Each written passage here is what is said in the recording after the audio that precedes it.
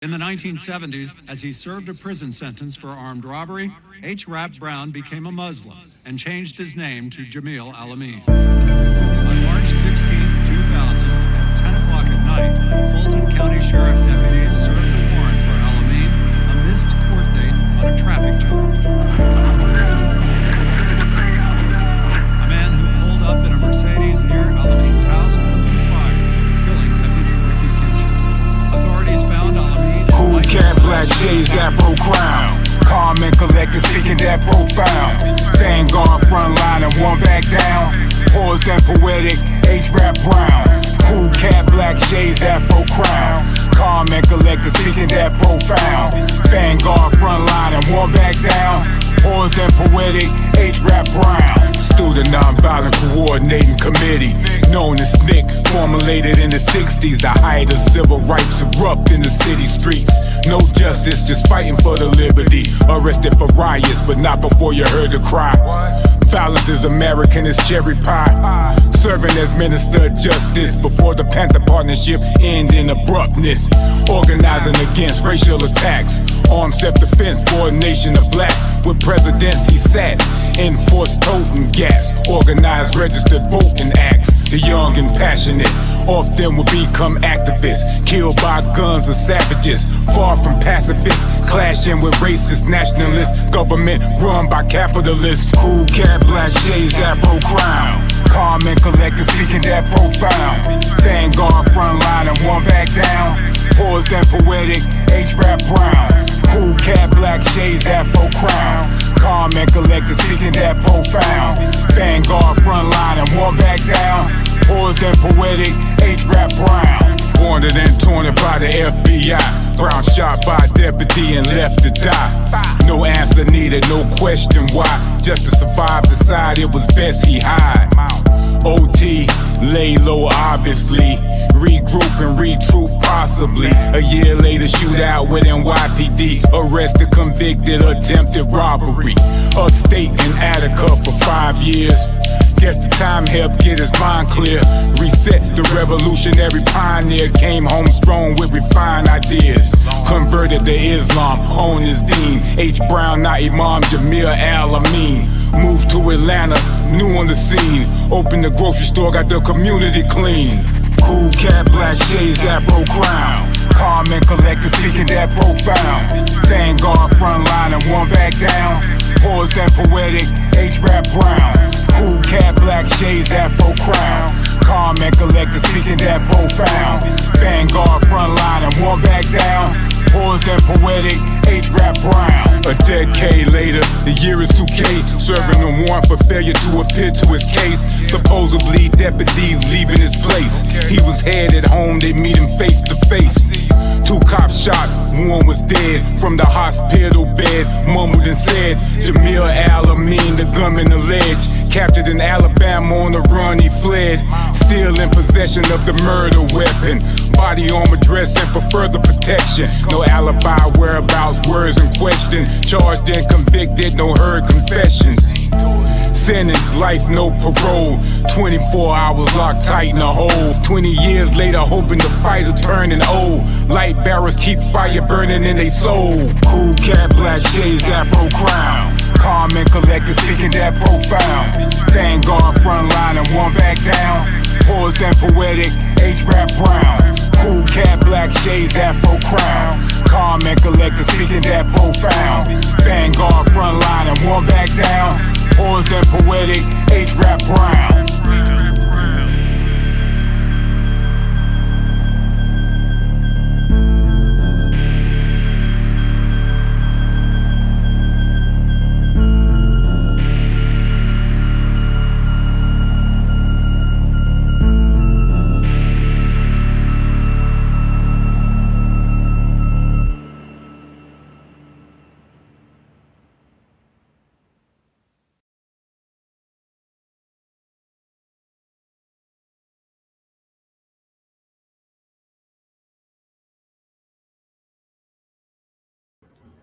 All right, family, and welcome back to the latest edition of New Day Resurrection and Liberation. And I am your co-host and moderator for this evening, Brother Lumumba Uncaged. And I have, of course, with me the host with the most, Sister Empress, aka Dr. Flake Chionesu.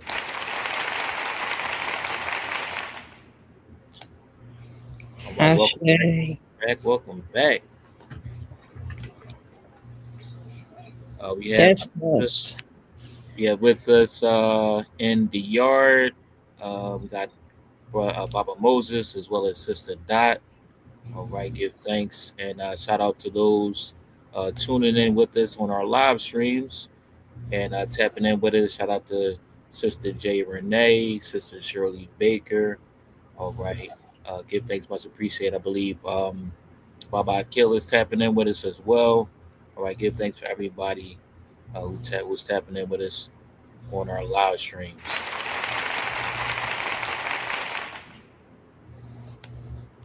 All right. And how you feeling this evening, Sister Empress?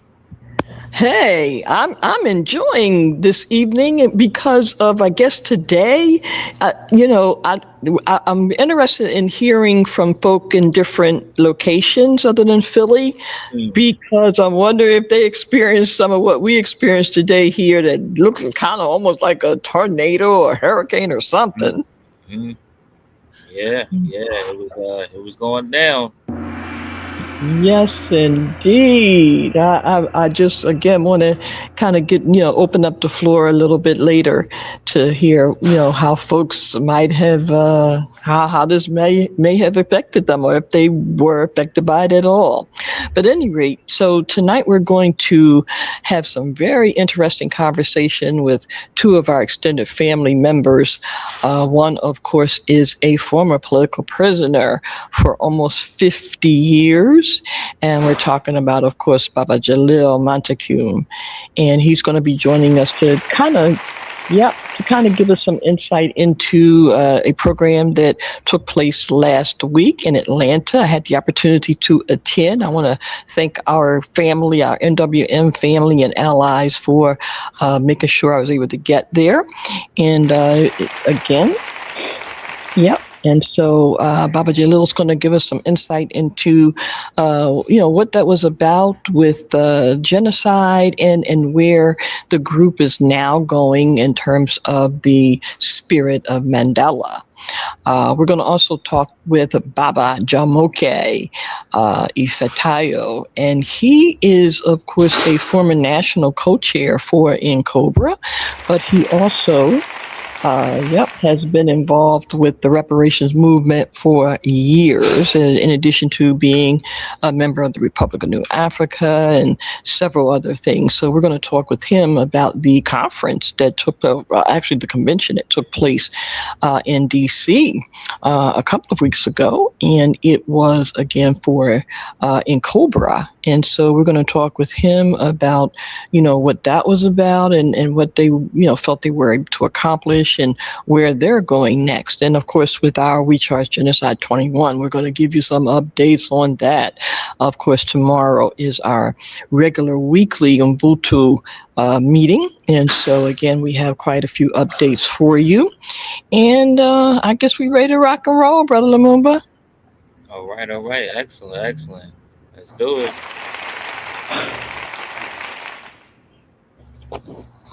All right, so I guess we're waiting for Baba Jalil to come in, and once he do, we will get started with him. But again, let's go to the family for a minute. And again, for those folks who are not in Philly, no, even if you are in Philly, what did you think about I guess it was a storm? What do you think about it?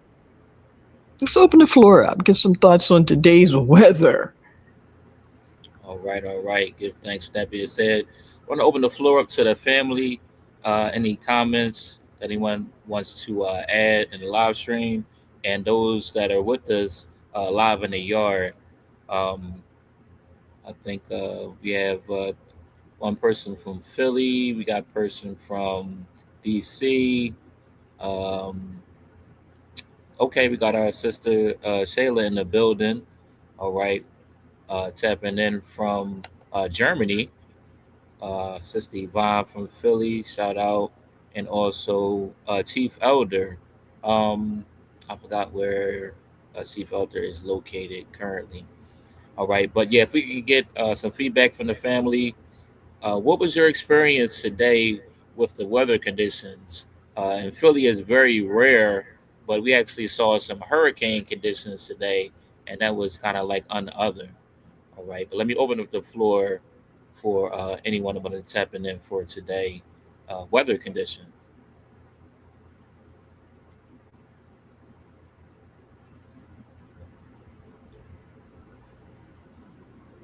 Sister Yvonne, let me come to you.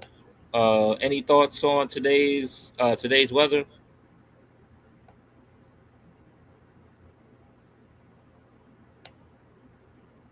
Okay, I had some issue with the microphone there.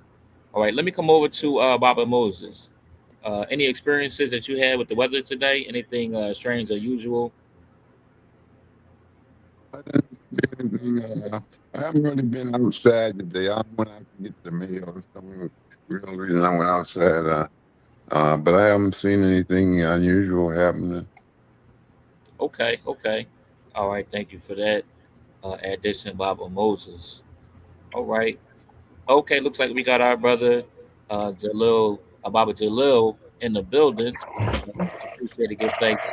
Thanks for joining us this evening, Baba Jalil.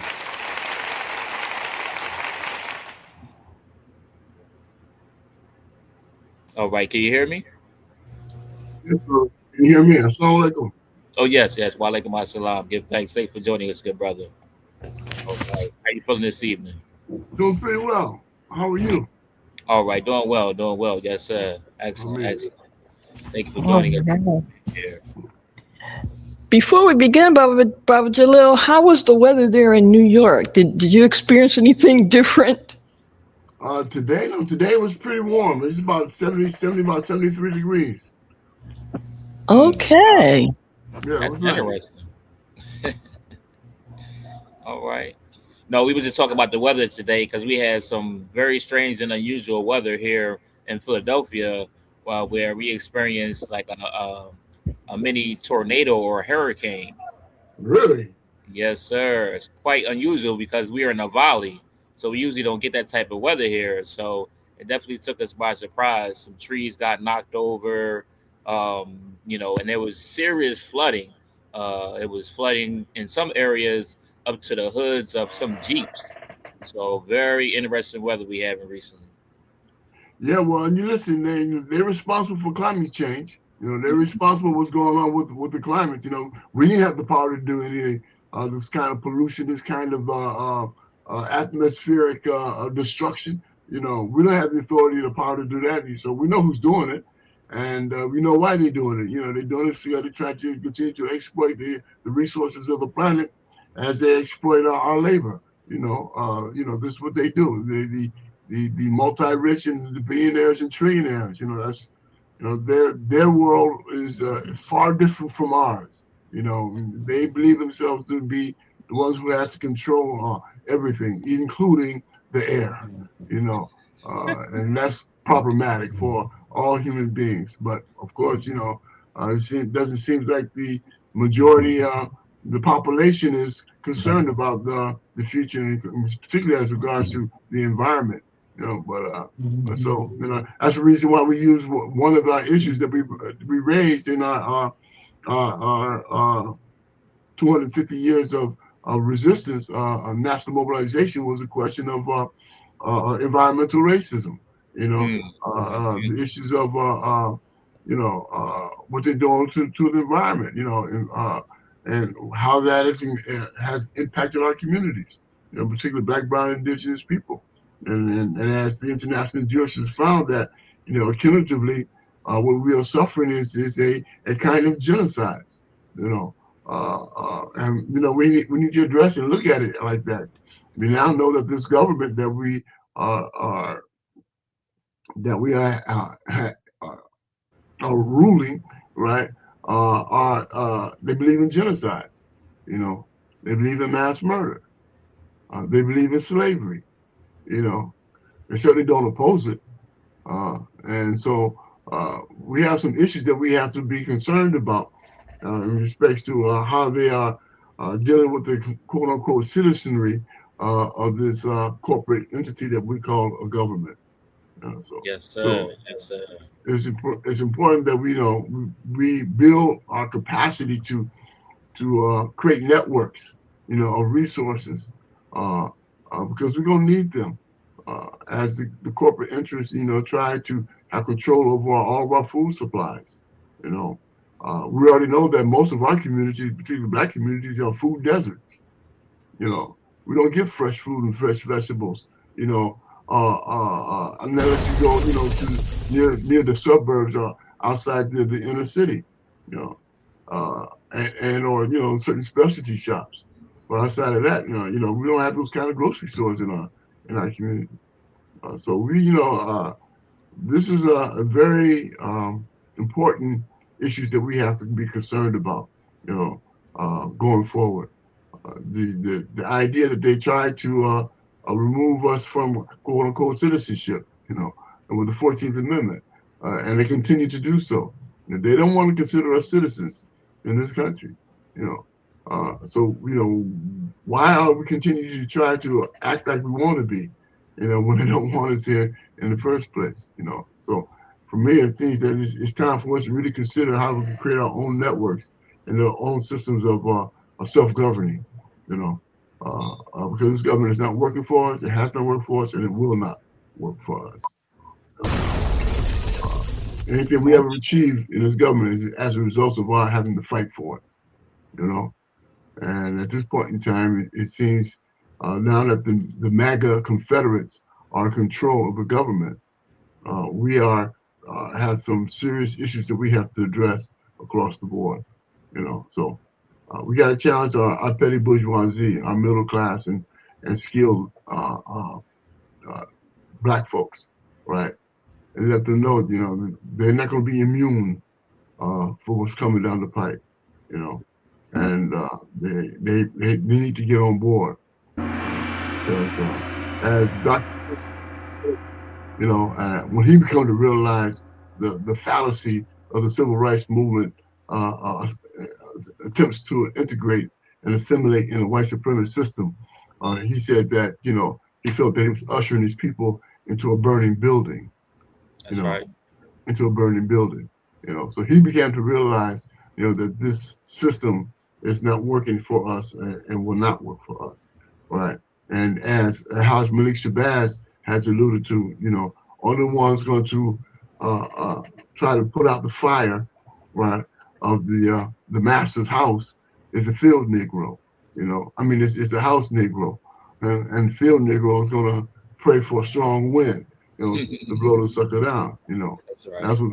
So if Malcolm said, if Martin says he fears ushering us into a burning building, then we got a choice to make.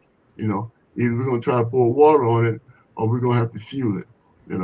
And so you got to decide which side you're gonna be on this barricade. This house is burning. There's no doubt about that, right? And we don't want to burn inside of it. So we got to find ways to remove ourselves from harm, right? And that's the process that we're trying to do, to save as many of us as we possibly can, because they are serious about this white Christian nationalist corporate entity that they call America. So. Shay. Well, thank you for that, Baba. Before we go further to talk about, the program that took place in Atlanta, Spirit of Mandela, last weekend, for those that do not know about you, could you just share a little about yourself and some of the work that you have done, over the years? Well,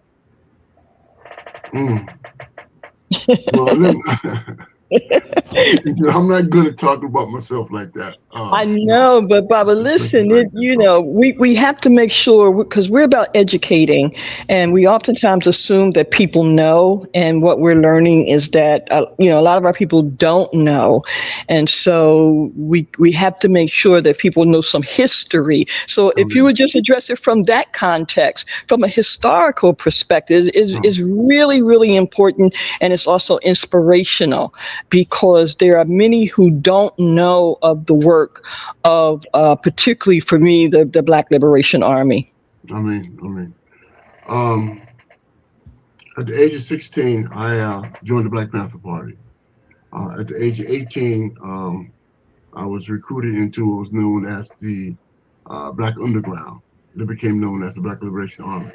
At the age of 19, I was captured on August 21st, 1971, 1 week after the assassination of Comrade George Jackson in San Quentin Prison. We went out to retaliate against his assassination, and we had technical equipment problems that led to a car chase shootout in my capture. While in prison, I knew that I was behind enemy lines, but the fight continued. And so inside prison, I started the first national prisoners newspaper while in prison. And it evolved out of a newsletter that came from the San Quentin Six and brothers who was in the Justice Center, who began writing letters and articles and sending out to the community. And the community began to look for those letters and articles and want to know more about what was coming out from the inside of the institutions. And it became so popular, I decided that myself and some other comrades decided that we were turning it into a newspaper, because if our stories was resonating with the community at that time, then certainly it is stories being told all across the country. So I started the first national prisoners newspaper called Armed the Spirit, and it was distributed to about 25 states across the country inside prisons, collecting those stories. If you want to know anything about it, you can go to Freedom Archives and learn about and find some of the newspapers called Armed the Spirit for back then. Also, while I was in San Quentin at that time, I decided there was a necessity to take our issues to the United Nations. It came from Sister Yuri Kochiyama, who was working for an organization called National Committee in Defense of Political Prisoners that came in existence in support of the Panther 21 case. And she had a newsletter that was sent to me while I was in San Quentin that talked about the United Nations. And having read that, I said, wow, this is pretty good stuff. Maybe we should take our case to the United Nations. And so I wrote a petition and shared it with my next door neighbor, who at the time was Ruchell McGee, Comrade Ruchell McGee, Presente. And he said, man, this looks good. Take it upstairs. So I sent it upstairs to Geronimo Pratt and Russell, I think it was Billy Harris, who I just had on my podcast today. They said, yeah, this looks like a good proposal. And that's when I initiated the Prisoners UN petition campaign across the country. And that was the first time that a petition coming from prisoners was actually recorded in the United Nations. We have a recorded number for that petition that was heard by the United Nations dealing with the issues of political prisoners and the issues of 13th Amendment to the United States Constitution. In 1998,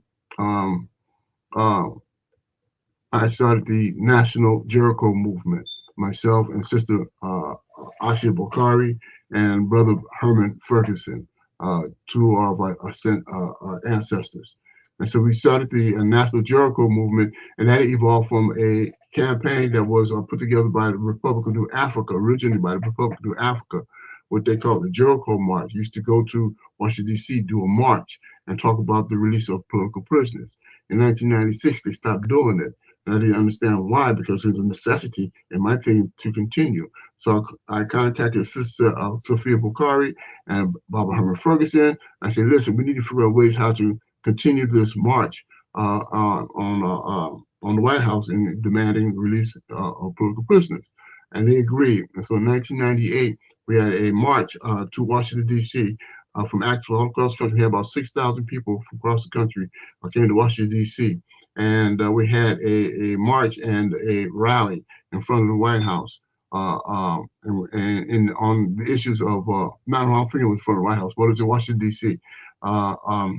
On the issues of political prisoners, and that began the process of what we call building what the Jericho movement, and so the National Jericho Movement came into existence in support of political prisoners, which is the premier national organization in support of political prisoners, been in existence going on 30 years. 2 years will be 30 years. It's been in existence of advocating in behalf of political prisoners. And I give my hat, my kufi off to Comrade Jihad Abdul Muhammad, who was the chairman of the Jericho movement for 16 years. He did an excellent job in bringing Jericho into national prominence, both nationally and internationally. And in 2018, I was locked up in Southport Correctional Facility, which is an isolation wing, and I was sent there as a result of me teaching a class in Attica, Black History class in Attica. And I started in 1851 and went all the way up to 1966. And when I got to 1966, I started talking about Black Panther Party, because there's no way you can talk about 1966 without talking about the Black Panther Party in terms of our struggle. That's when Black Panther Party came into existence. They shut the program down, and they put me in isolation for 4 months, saying that I was trying to teach these prisoners to be radical, to be militant. And you are absolutely correct. That's exactly what I was trying to do. Right, because in those classes we had the Bloods, the Crips, Niñetas, JDs, Gangster Disciples, the gangs inside. And they used to come to my class, and I used to teach them. Right, yes, I want to get them out of that criminal mentality into a more progressive mentality, but they don't want that. They want to maintain that criminal mentality, so they continue to come back into the system of slavery, right? Because that's what the penal system is. So I asked, so they sent me to isolation, put me in isolation for 4 months. And at that time, I decided that it was necessary to bring the international jurors back to the United States. So I wrote a letter to our dear comrade, Jihad Abdul Muhammad, saying, bro, we need to bring the international jurors back. We had brought them in when I was doing the UN petition campaign, and the international jurors toured the country to talk to several political prisoners, and they reported to the United Nations that political prisoners does in fact exist. That's back in 1980, 81, that political prisoners exist in the United States. In fact, the then not Attorney General, UN Representative Andrew Young had been asked the question whether or not political prisoners exist in the United States, based upon a question that I had the opportunity to ask a reporter to ask him while he was in Paris, do political prisoners exist in the United States? And he said perhaps thousands. And then he got called to the carpet by then Jimmy Carter, told him to shut that down. Don't talk about political prisoners. All right. So I said, we need to bring international jurists back. I wrote this letter to Jihad Abdul Muhammad. He brought to the attention of our beloved comrade, Sekou Odinga, and also to Matt Myers. And then he said, yes, Jalil, we will bring the international jurists back, but this time we're going to bring the charges of genocide. And so in October of 2021, we had the International Tribunal that was organized by my beloved comrades. Fortunately, I was able to get out a year earlier, in 2020, was able to attend. And we had the International Tribunal, and it was held at the Malcolm X Betty Shabazz Education Center. Or appropriate place for it to be, because that's the place where Al-Haj Malik Shabazz, Malcolm X, was assassinated, originally known as the Audubon. And so we held the tribunal there, and the international jurors from different parts of the world have working relationships with different international non-government organizations, also with the United Nations, and they was able to listen to 30 witnesses and boxes of documents on 5 charges that we brought to the International Tribunal. And there was mass incarceration, health inequities, environmental racism, resistance to political prisoners, and state sanctioned violence, which means state people killing us, right? Police killing our people across this country. And after the testimonies of these 30 people, and they reviewed documents, they had determined that, in fact, the United States is guilty of the charge of genocides against Black, brown, and indigenous people. They said this based upon the 1948 Charter on the Prevention of Genocides. Convention on the Prevention of Genocides, which states that genocides can be in whole or in part. That means they don't have to just wipe you all at one time, but they can prevent your development, your prosperity, your capacity to be a fully developed people or a group of people, right? Maintaining a system of control over you that is calculated to, in part, bring about your death or decimate your life. And that's what we're saying. What Nkechi Taifa, our people's attorney, stated was a slow genocide. And that's what we're being committed to, right? And so, as a result of that, right, that decision by this international jurist. Now, let me make this point explicitly clear. It's not the first time the charge of genocide was raised. It was once raised on December 17th, 1951, about 2 months after I was born, by the great W.E.B. Du Bois, the great William Patterson, the great Paul Robeson. They try to prevent Paul Robeson going to Geneva. FBI prevented Paul Robeson going to Geneva to argue the case, and they try to prevent William Patterson from coming back to the country as part of that case, right? So we was able to achieve something that they weren't able to do in 70 years. What we achieved was get a verdict from an international body on the issues of genocides against Black, Brown, Indigenous people, and we got a verdict of guilty. And so, as a result of that, we have decided that. And our comrades, we talked about it. We said we need to figure ways how to remove ourselves from harm, from the continuous harm that has been enforced upon us by the system of white supremacy, the system of capitalist racism, super exploitation of our communities, and as a result, dwarfing our capacity to prosper as a people. And so we said we got to move ourselves from harm. And therefore, we decided there's a necessity for us to find ways to create alternative systems of resources, alternative systems of governing. Particularly now that they have diminished benefits like SNAP, like Medicare and Medicaid, and other benefits that was provided for people, particularly poor people, and people who being poor, that imposition of poverty is imposed upon them. Let's get that explicitly straight as well, as a result of racism and white supremacy. And so, what we decided that we had to remove ourselves from harm, and part of that process was that we need to have a national convergence. So on July 4th, 2026, we organized what we call the National Mobilization Against Genocides, against our genocides. And it was held on July 4th on the Malcolm X Park on the west end of Atlanta, Georgia.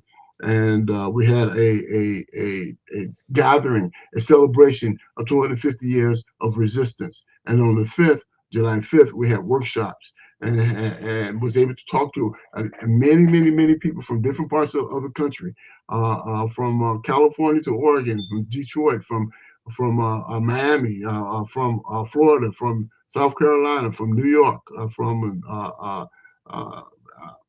Georgia, Louisiana, Tennessee. We had people there. This convergence of activists. We was able to discuss the issues that we are confronting going forward, and figure out ways how we can begin the processes to create a national networking, communications, and dialogue with one another, and be able to share resources to assure our survival in the course of our continued resistance against a system that essentially opposes our very existence.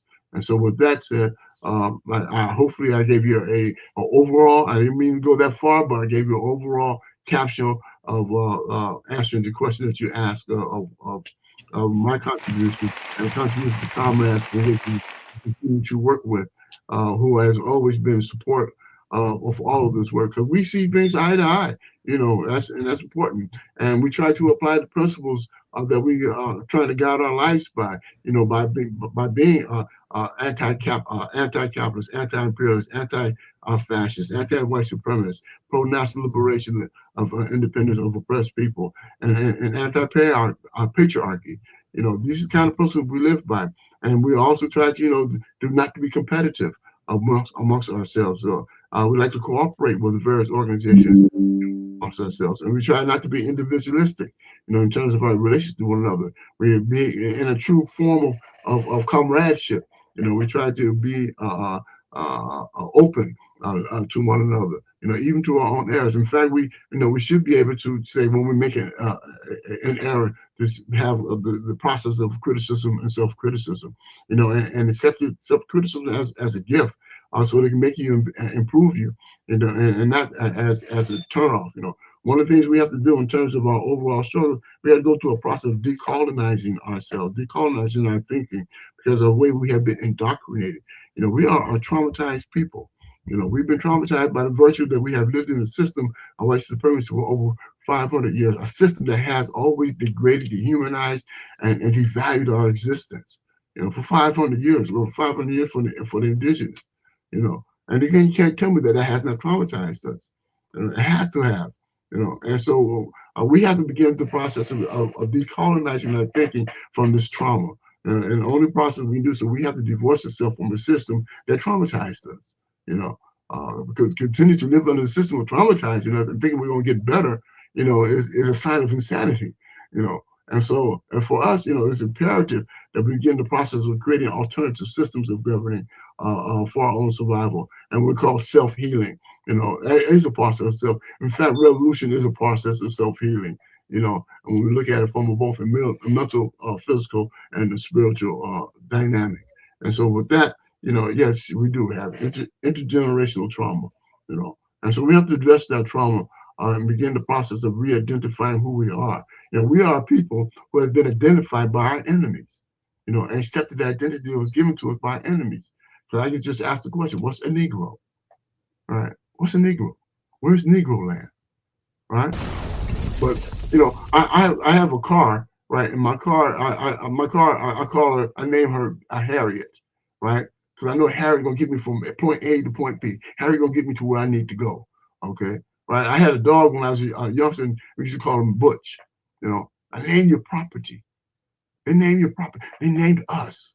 They named us Negroes, and we accepted the name given to us by an oppressor. All right, that's a process of identity. Right? How do you identify yourself?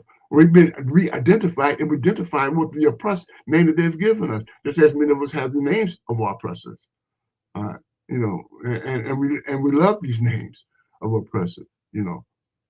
But that's point for us, because it goes to the issues of identity.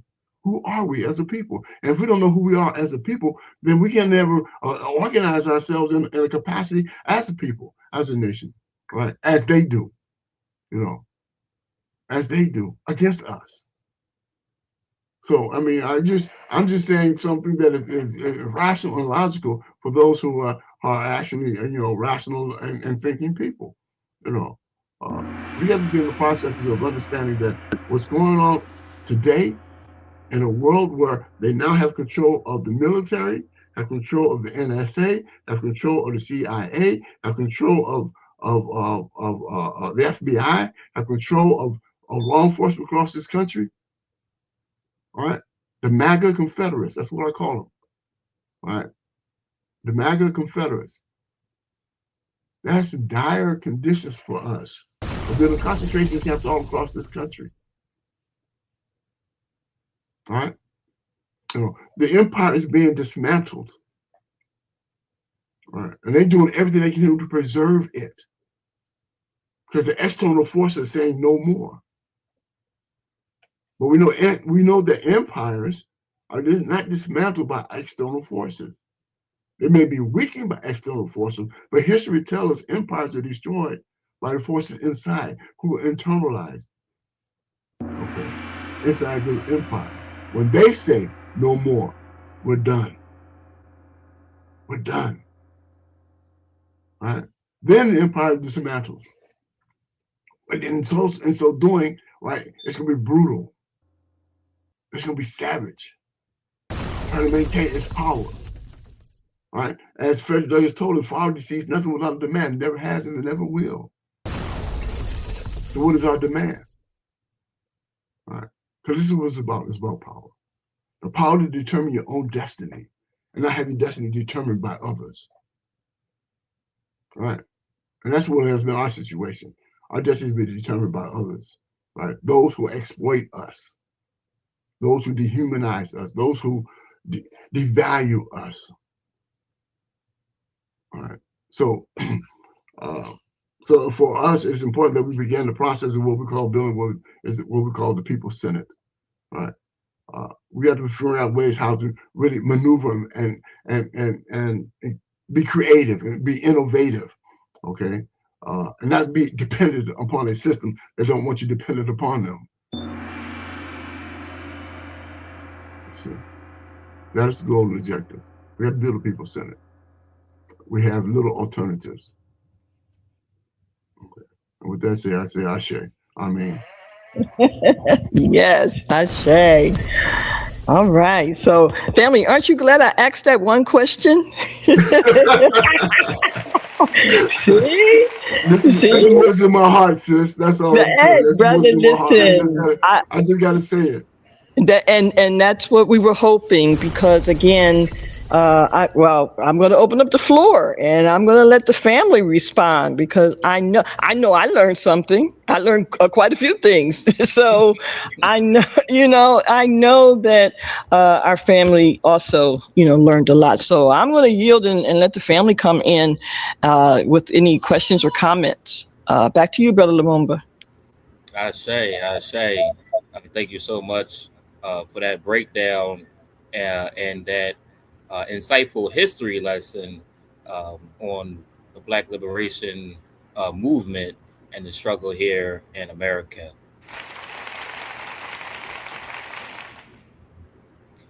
Very, very poignant, I might add. With that being said, let me open up the floor for any questions or comments, family. I just brought everybody up to the front stage. So if there's any questions or comments, you can open your mic and we can engage this evening. Thank you once again, Baba Jalil. Any questions or comments from the family in the yard? We have Chief Elder. We have Baba Moses. We have Sister Shayla. We have, Baba Jamoke is in the building as well. All right. I'm not sure if he's all the way here. There seems to be a little fuzziness going on with his interaction on the program. So I'm not sure if he can hear us or if he's able to respond. We might have to go out and come back in, Baba Jamoke. Well, this is and Brother Lumumba, if there aren't any questions, then I will relieve myself of my duties here, okay, and go take care of some business. I appreciate the opportunity to share and provide some insight as to what we was able to achieve on July 4th. And I am very grateful that Sister Empress was able to come and give a presentation and provide our people more information of the great work that she has done over the years. Our sisters sometimes don't get that. You get that shine, and it's important for us to give our sisters their flowers and make them know that we are doing the work. We're doing it side by side, and sometimes back to back. You know what I mean? I got yours, you got mine, and that's the work that we have to do.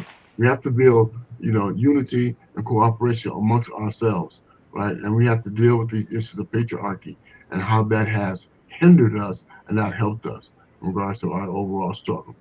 With that, I say amen. Ashe. All right. Before we let Baba Jalil go, let me ask the family one more time. Any questions, comments?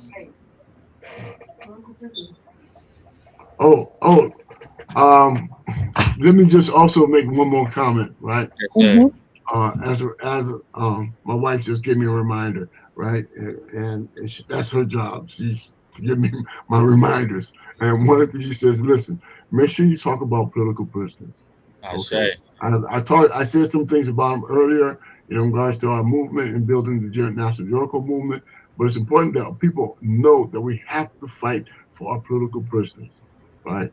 They are part of us. They're part of our struggle. They're not a separate entity on the way from us. They are part of.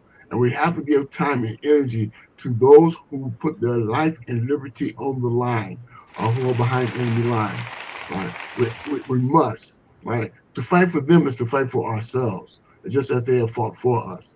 And so that's why the Jericho movement is extremely important. We have to fight for our dear brother Kwame Shakur, right? And get him out. He's an activist, a politicized person in Indiana. And many times reminds him of myself and the organizing he do inside prison. He started what's called Prisoners' Lives Matter, right? We need to get support of that comrade.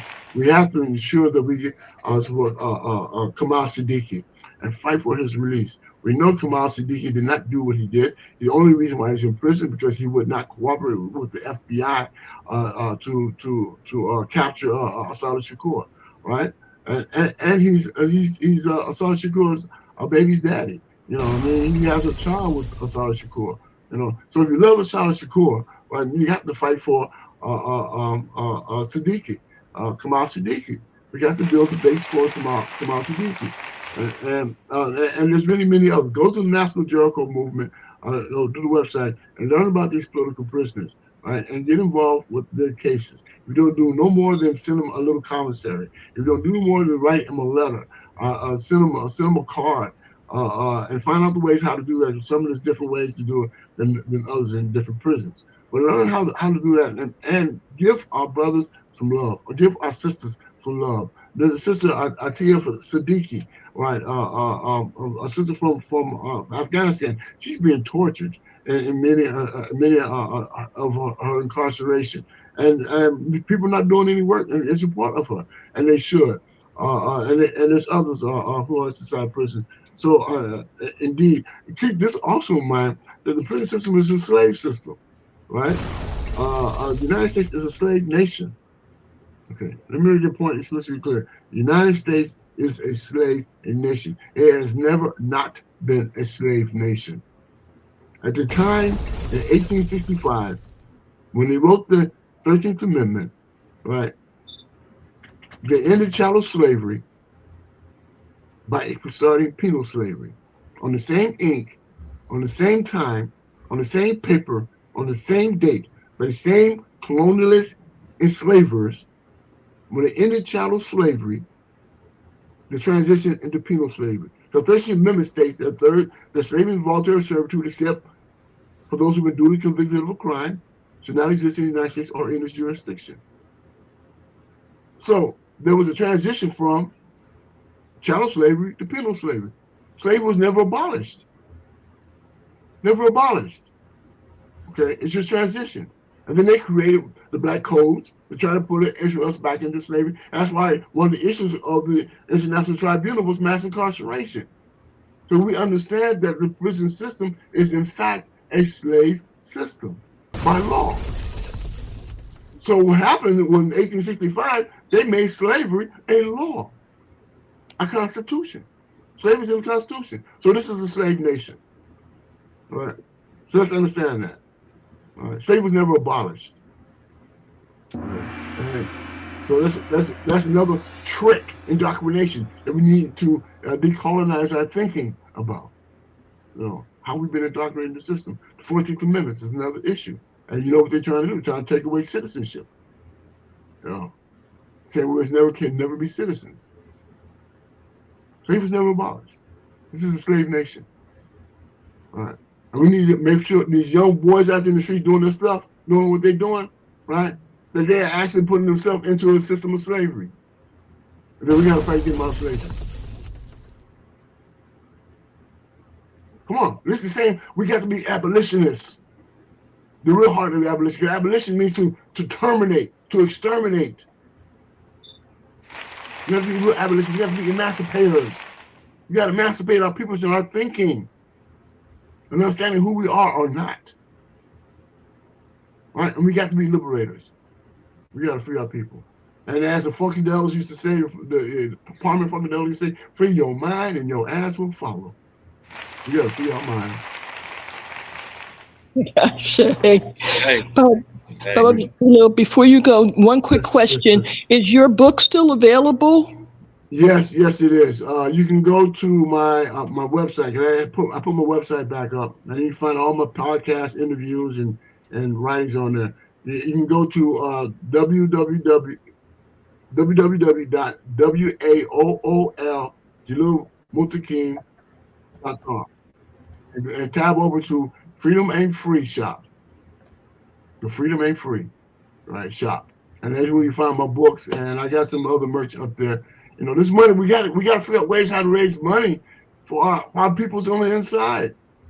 You know, and for other needs that we have. We got veterans living in shelters. Come on, man. What's that about? I say. You know, we got comrades coming out of prison. I don't have a pension. I don't have a SSI. You know what I mean? I get nearly 50 years inside. You know? So, you know, we got to figure out ways how we can recover. And as my dear comrade brother Majid said, right, freedom ain't free. Okay. And we fight against billionaires. We fight against billionaires selling t-shirts and cups and mugs and books. Come on, man. We really got to hone into our principles. What's one of our principles? Ujamaa. Cooperative economics. We got to start building cooperative economics across this country. That's part of this new network we're talking about. Right? This self-governing. Okay. That's part of the process. Right. So, and we got to change our language. We got to use the word Ujamaa. Okay? Because it has a more broader definition and dynamic in terms of our economic development that we need to engage in. It identifies what kind of organizing we need to do. Cooperative economics. We need to build cooperation on everything, but especially our economics. You know. So I'm preaching again. I'm preaching to the choir. Let me get out of here. I love y'all, right? And please be safe. Keep your head on the swivel. Okay. Another thing my dear wife used to talk, we talked about last night, was that we need to start organizing our own community self-defense operations. Right? Absolutely. Back in the days, the Black Panther Party used to go out and do what is now known as Cop Watch, right? But we need to just do the same kind of care for our communities as we used to do back in the days, making sure the senior women get home safely. Right, the kids are not out there terrorizing our families in our community. You know, we have to go back to community, evolving community again, and what that really means. Neighbor is the neighbor, and what that really means. You know, and so doing, start beginning the process of protecting our community and protecting ourselves by creating our own little watch groups, that we have in our community to see what's going on. So they're gonna start rampaging our community. All right. We're gonna have white boys rampaging in our communities. All right. That's dangerous. Yep. Okay, so anyway, alhamdulillah. Let me go. Assalamu alaikum wa rahmatullahi wa barakatuh. Thank you very kindly for this opportunity to share a few thoughts with you all. And again, support our political prisoners, right? Free the land. Free the land. It is necessary. Asante Sana Baba. I just want to remind everyone that Baba Jalil will be a part of our Black Poli-Sci 101 Black August segment on August the 5th and the 10th. And we'll be talking more about the self-defense for our community, of course, emergency response and preparedness, and of course, our town watch, our village town watch. We'll be talking more about those things again, August 5th and the 10th for Black Poli-Sci 101. Thank you, Baba Jalil. Give thanks. Wa alaikum assalam. All right, family. Hot off the presses. All right, I see we have Baba Jamoke with us. So you just heard the report from last week's session in Atlanta. Now Baba Jamoki is going to share with us what recently took place in Washington, D.C. for the NCOBRA convention. Greetings, Baba. Baba Jamoki, we can't hear you. Uh-oh. No, you were unmuted, but for some reason, try again. It's Say something so you just muted it again. You were okay, unmuted. There we go. You're unmuted now. Speak. So no, but we can't hear it. yeah, we still can't hear you. Yikes.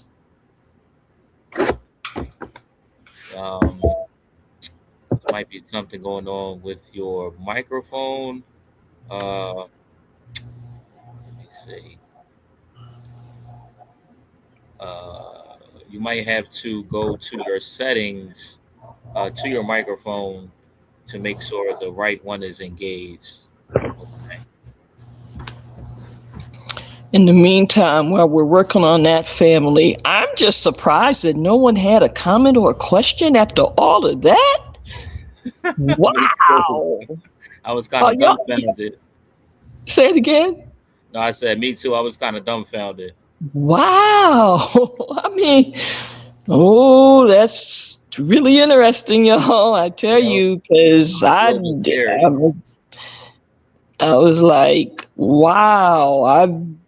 Anyway, okay, we won't belabor it, but it's a learning process that we're all experiencing, and the way you get greater insight to certain things is to ask more about it. Indeed. Ask questions. Let me bring folks back up to the front again to see if anyone was recently spurred, if their spirits were spurred, as Baba Jalil was signing off. Let me bring everybody up to the front stage.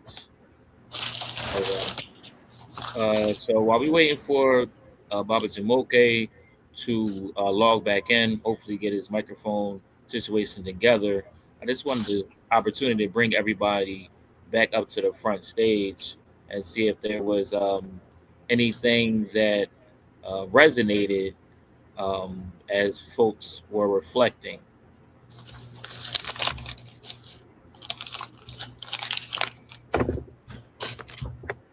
Okay. No comments, no questions. Okay. Okay. Wow. Okay. Well, I wish I was expecting that, because I would have asked a few more questions. I wanted to, leave it open for the family. I didn't want to take up a lot of Baba Jalil's time, so I kind of didn't ask questions because I thought others would.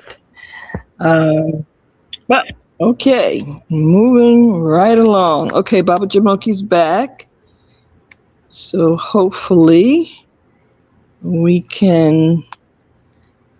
Looks like we're still not being able to hear.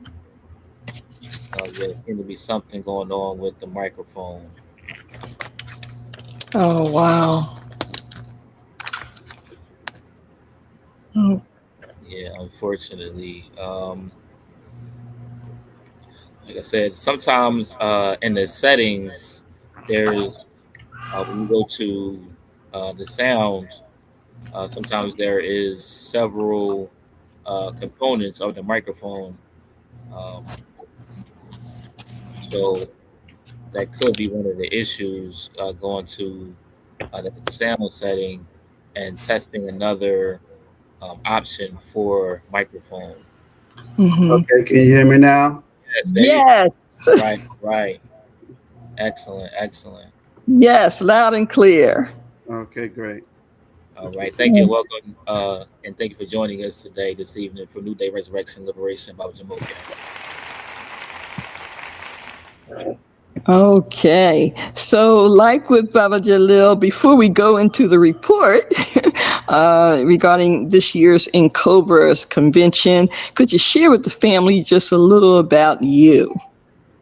Certainly. Next, I was going to do that anyway because I wanted to update some of the information that you had in my bio. So this is Okay, cool. First of all, I just wanted to I wanted to engage with Baba Jalil Muttaqin. I've been wanting to communicate with him and just didn't know like how to go about it. What's the proper way to do that?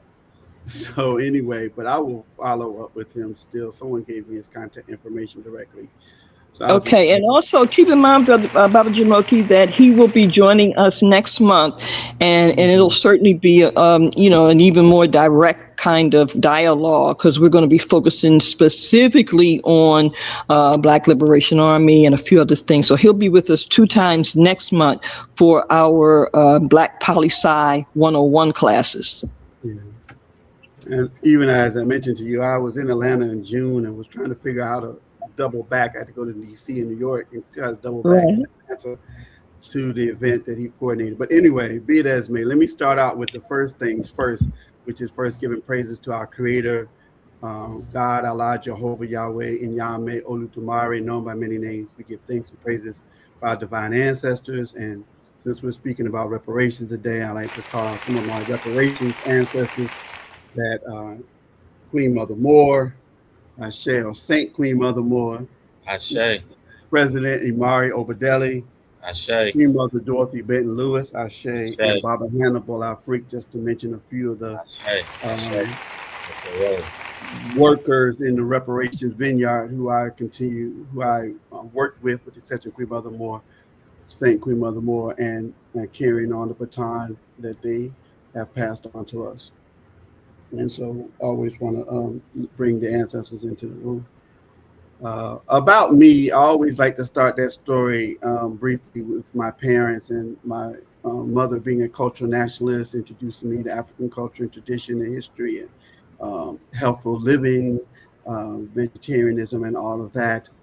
I call her a cultural nationalist, and my father, who influenced me in terms of being a social justice worker, from his now I later on found out from his when he was a teenager as a paper boy, organizing the black paper route drivers, boys who were doing the paper route, and organizing them and continuing organizing all the way through college, all the way through his adult life, and being very involved in the civil rights movement, working with many political races. David Dinkins helped to put him in office. He was a deputy mayor under David Dinkins. He worked very closely with Jesse Jackson before he ran for president in 84 and 88, and during both of those campaigns.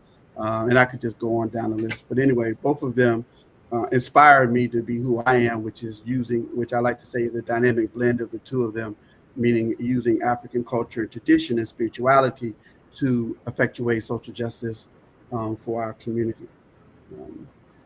Mostly in the last 30 years, that work has been primarily focused through the road of reparations, but I've also done other work in terms of working with political prisoners. I've worked with the Republic of New Africa. I've worked with other formations, but the primary work that I've done over the last 30 years has been centered on reparations.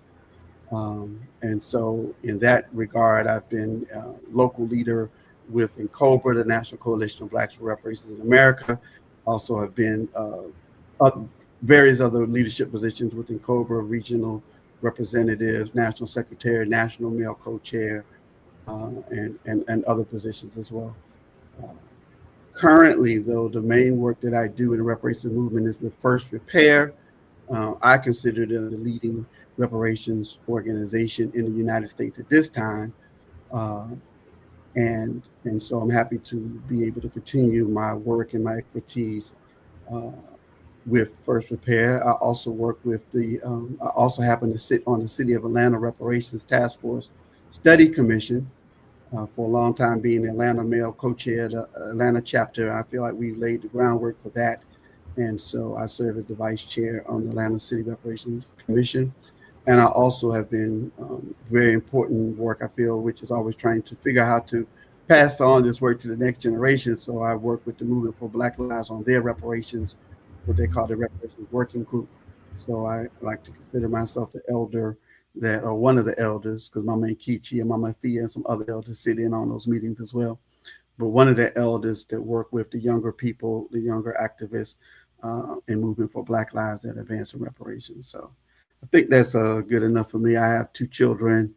and my son is an engineer in Mexico. My daughter is a fitness guru, I'm gonna call her, and she's and also a school teacher. She lives in Newark and works in New York City. So. All right. Give thanks. Thank you, Baba. Mm-hmm. So, in terms of the NCOBRA convention, I think the last time I did this, people couldn't see. Is it okay? Oh, that was a different format. So, one thing I'll just like to start with is the fact that this year NCOBRA produced a very strong book about the reparations movement and the work that NCOBRA and other groups have been doing over the years, with bios of people and a lot of great information, articles. There's an article in here by Nkechi Taifa, The Gravest Crime Against Humanity, Why the March 25th Resolution Matters, and so many other articles in here and information about the reparations movement. So now I'll use this as a guide to kind of talk about what happened at the convention this year. So we began on Thursday morning. We opened with the welcome from the national co-chairs, Kenneth Henry and Brother Watella. I opened with the ancestral Tambiko, where we also had set up the reparations ancestral altar, the reparations ancestral shrine, and the reparations ancestral shield, which is a lot for me to drive from Florida to DC, but they asked and we brought it. Again, this is another example, which I mentioned earlier, of the work that I do in fusing African spirituality and culture tradition with the political social justice work that we do. And so the reparations ancestral shrine, which was birthed in 2004, I believe, and the reparations ancestral shield later on, the reparations ancestral altar, are all a part of NCOBRA and play an instrumental role in the work that we do in terms of recognizing our ancestors and bringing spirit into the work that we do. Then we had, so that day was really organized around this conversation around lineage, and we called it Beyond Lineage. And unfortunately, that has become a big debate in the reparations movement now. So NCOBRA just decided to embrace it and to have, I won't call it a debate, but to have a forum on those two different philosophies that exist now, ideologies that exist now in the reparations movement. So you have, so there was one panel, we had two breakout sessions. And so one panel focused on lineage, and then we flipped and it had everybody go to the other panel, which was beyond lineage, beyond lineage. And then those who were in beyond lineage flipped and went to the lineage one. So everybody got to partake of both. And then we did a survey before we went to the workshops to see what people thought about those different positions. And then we did a survey after the workshops to see if people moved their position or stayed the same or whatever. So I thought that was really a good way to engage it. Also, would it feel appropriate to acknowledge the fact that Yvette Carnell, who is one of the people with ADOS, who founder of ADOS, who really has been pushing this ideology of lineage meaning that basically saying that reparations is only for those people who can prove that they had an ancestor enslaved in the United States. And that's one of their positions. Another one of their positions also is that reparations would only be a financial remunerance for that. And so they've been pushing that within the reparations movement. And I don't want to get onto that. That's a whole nother conversation. But again, just to say that was how we spent the good part of Thursday, was in those discussions on that. And then we closed the evening out with a, I guess you call it reception, where the co-chairs of the DC chapter spoke. And that was really informative because the male co-chair is a really young man. He's like 26. He's very dynamic, very much activist. And then the female co-chair is Sister Kabibi. His name is Corey Shaw. Her name is Kabibi, and she's been around since the early days of NCOBRA, probably since the 90s, I believe, and kind of went into, I won't say retirement, but kind of, yeah, I guess you could say she went into retirement, but has now come back and actively working with the DC chapter. So we got to hear her thoughts and reflections, as well as Corey's thoughts and reflections. And then on Friday, it was really, we had an opening panel. Dr. Cheryl Grills, who was on the California Reparations Task Force and just a dynamic psychologist and activist, really does what I call, she didn't call it this, but what I call the psychology of reparations. And she, as a psychology professor, showed us different exercises and gave us different exercises and tests to really show how our narrative gets shaped on certain things that we may not even realize is being shaped by certain things, right? And so she really broke that down. She also really broke down the 5 injury areas that NCOBRA has put forward. The 5 injury areas was when we were working on a lawsuit, the activists and lawyers said, well, what are the ways that we've been harmed? And so this is important. So NCOBRA put forward, and a lot of organizations use this, don't realize that they're using it. But you'll see similarities in other organizations. But the 5 injury areas are peoplehood, nationhood, health, education, criminal justice, and what am I leaving out? Peoplehood, nationhood, criminal justice. I should have them here. Anyway, there. Education. It'll come back to me. Fifth. Is environmental one of them? No, environment is not one. Peoplehood, nationhood, health, education. Oh, wealth and poverty. Yeah, so those are the 5 injury areas. And she spent some time like just asking deeper questions on what those things mean and things like that. And it was very engaging.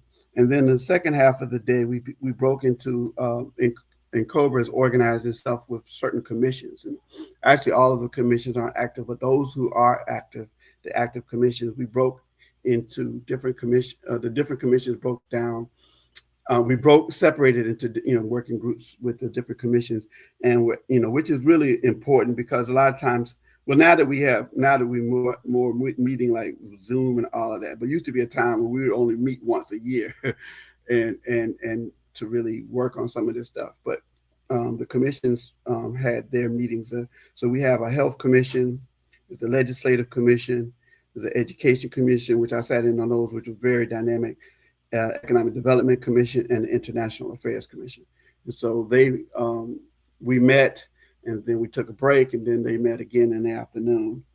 And then so Saturday, we had the commissions met again in the morning and then we had a plenary with Sister Dreesen Heath.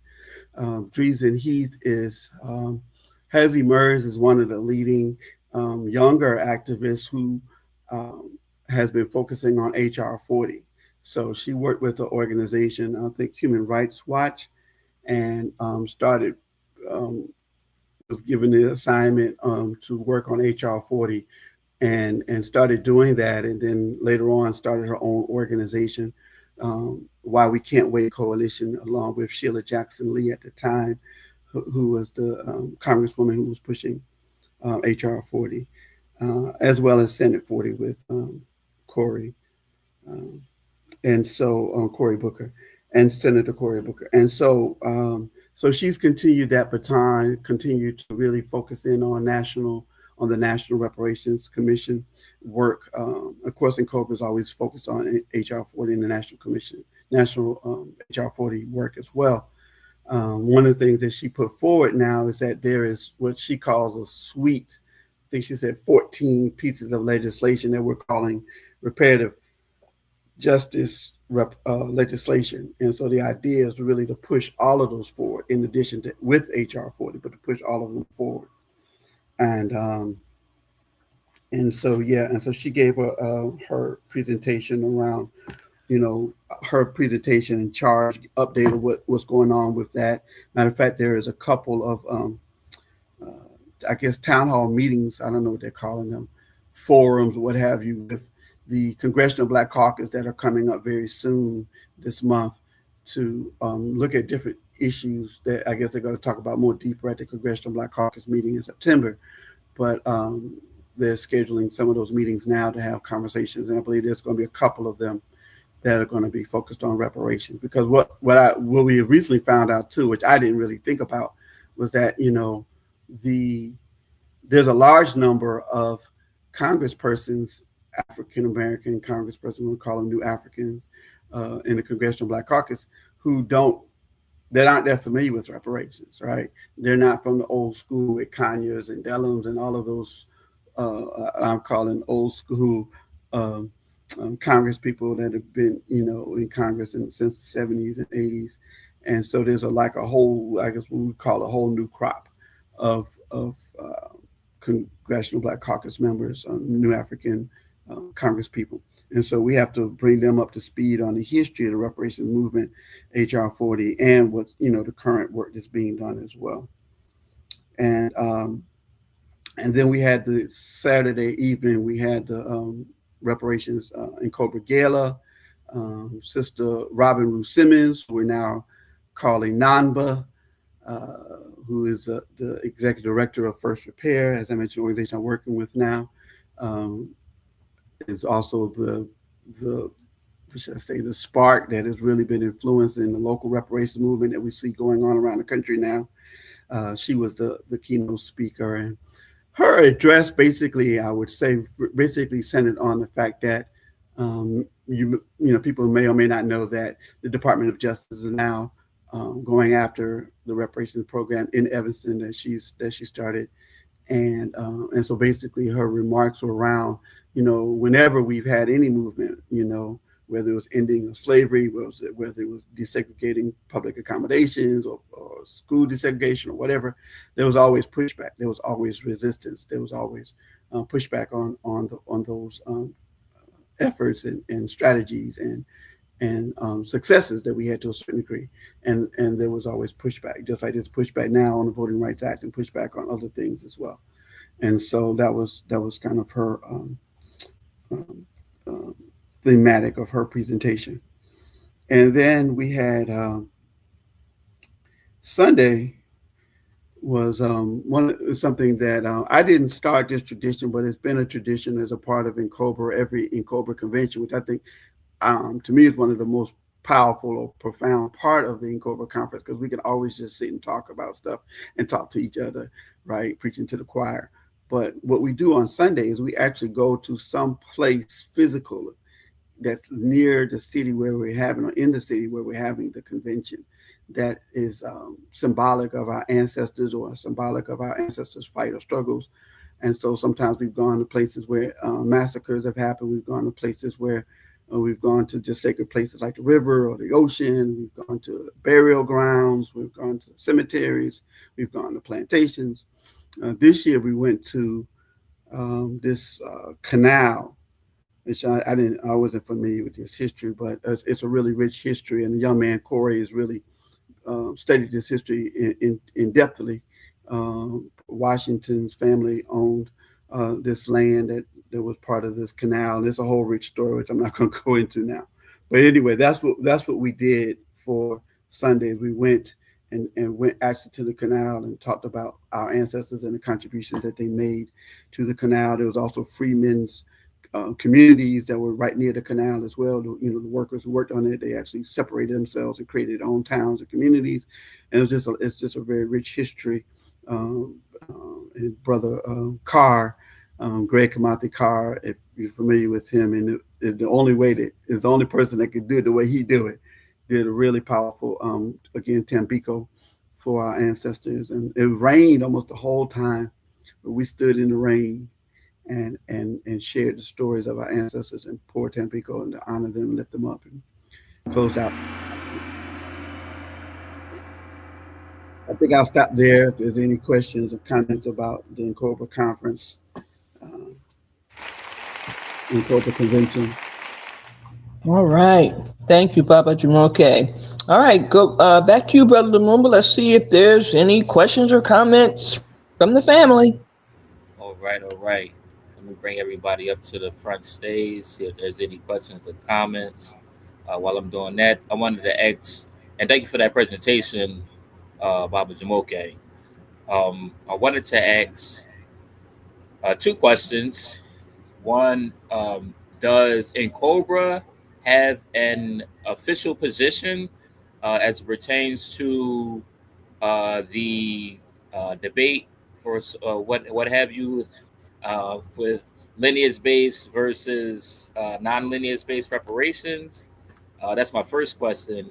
And my second question is, what do you believe can be done, should be done, as far as it pertains to what some are calling the diaspora wars, and what seemingly is, kind of confrontations or conflicts between uh, continental Africans, African Americans, and what I'm seeing to be, uh, people of African descendant being kind of pit against one another. I'm seeing a lot of this on social media, and folks are kind of taking sides, and a lot of times I see folks kind of parroting talking points.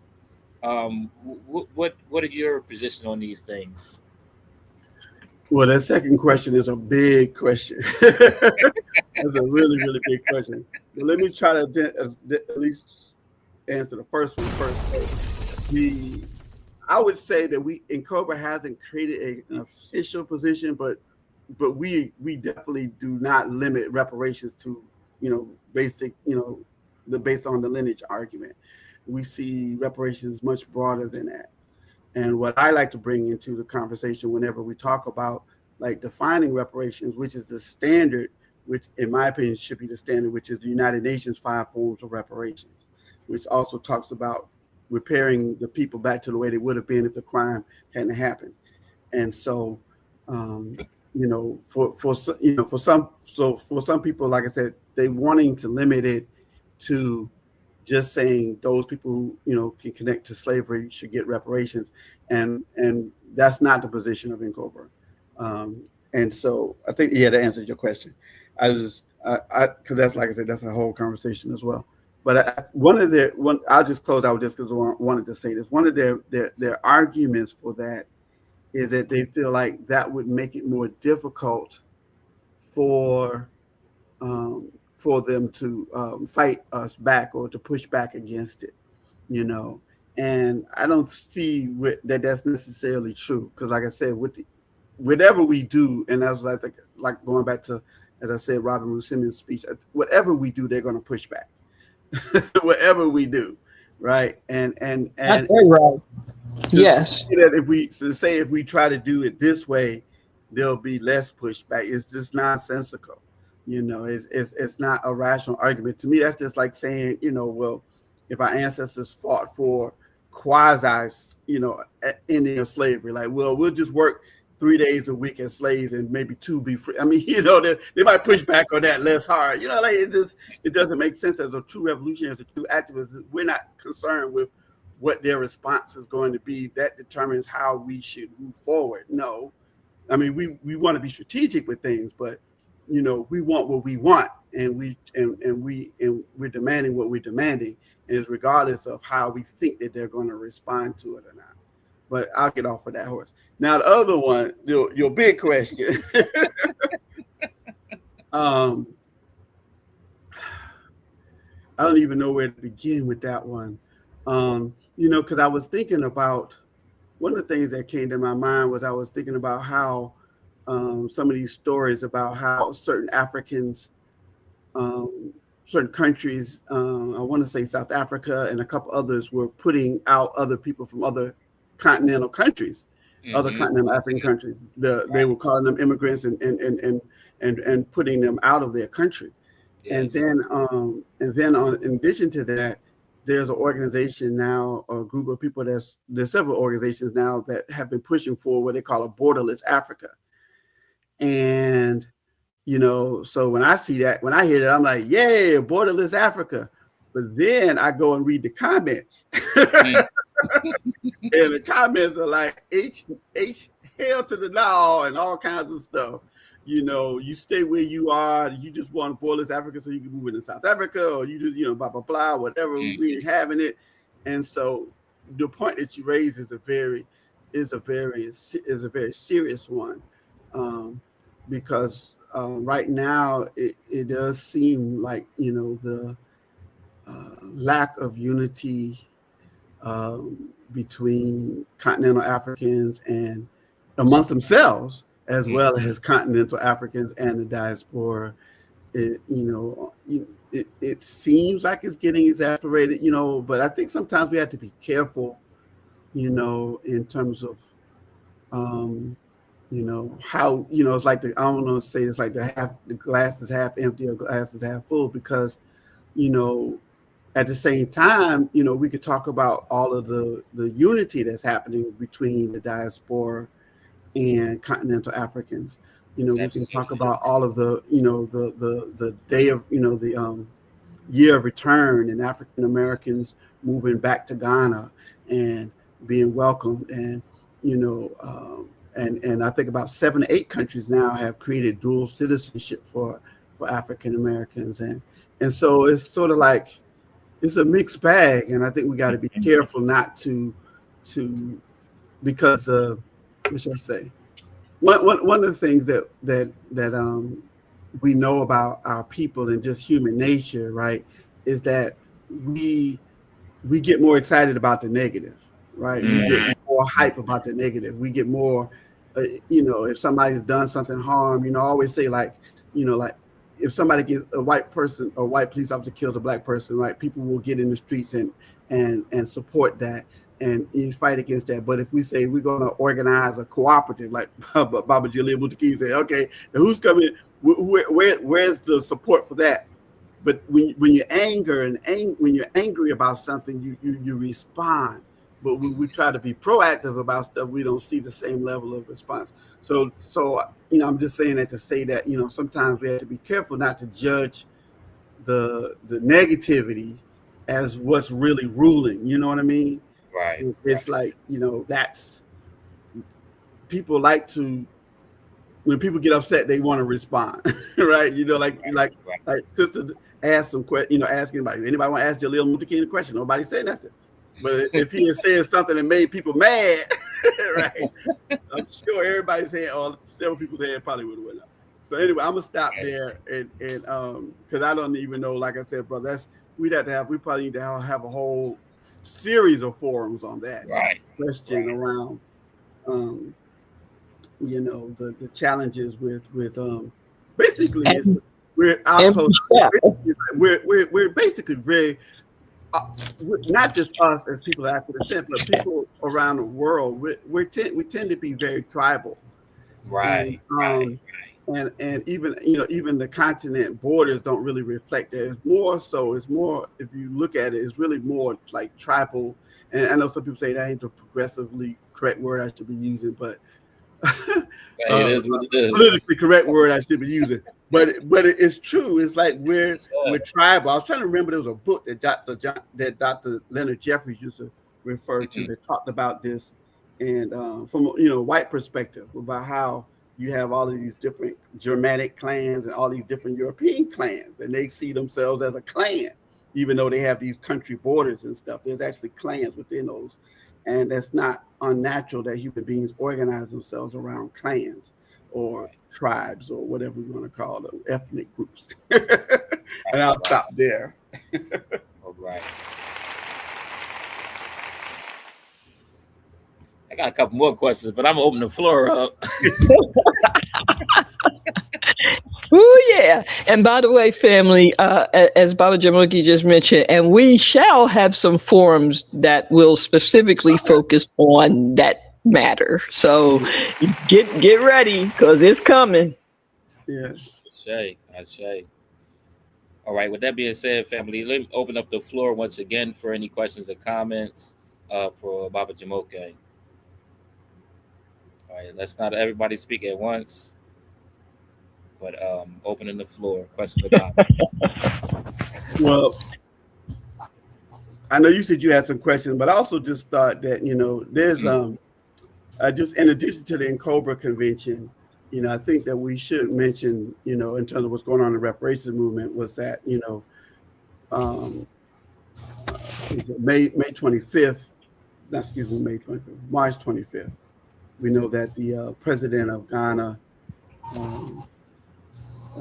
put forward, they don't call it a resolution, but put forward a resolution, Yeah. Right. declaring the trafficking of enslaved Africans. I'm glad they got the language right too. Like, okay, let's write. Yes. Let's elevate the language. The Yes. trafficking of enslaved Africans and chattel enslavement Yes, as sir. the gravest crime against humanity, right? And 123 countries voted for it. We know that 3 countries voted against it: the United States, Israel, and Argentina. And Yes. almost all of the European countries abstained, which I think Abstained, needs to yeah. be discussed and addressed as well. Yes, But sir. Again, when you get something like that, as an organizer and activist, we understand there was a lot of work behind the scenes to get to that level. As a matter of fact, it really goes all the way back to Durban, which was 2001, 25 years ago, when December 12th movement, Roger Wareham, along with National Black United Front, Counter Wall, along with Cobra, and I don't want to leave out the sister with December 12th, just passed recently too.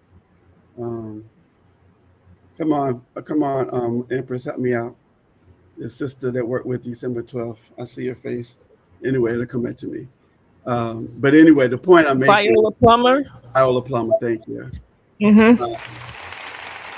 The point I'm making is that, so that there was work going on all the way through up to that point, right? And so, but we see that as another stepping stone, as another milestone, as another victory in the reparations movement. And then they just recently had, over the Juneteenth weekend, a follow-up convening, what they call Next Steps, in which African countries as well as the diaspora were invited to discuss next steps. And then even that, going back to your question, I understand was the diaspora didn't feel like we were handled in the best way. I don't know all of the details, but I've heard that from several people now coming from that. But anyway, my point is that the work is still being forwarded particularly in the international arena, and we're beginning to work more in solidarity with each other.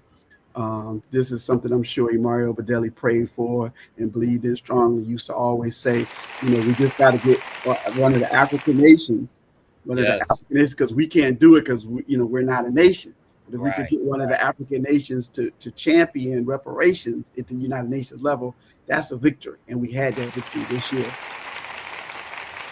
And I also mentioned the fact that the Department of Justice is pushing back on the Evanston case.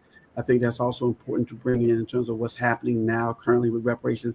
And like I said, the Congressional Black Caucus is gearing up for the next season, because I think they're out now for the holidays or something.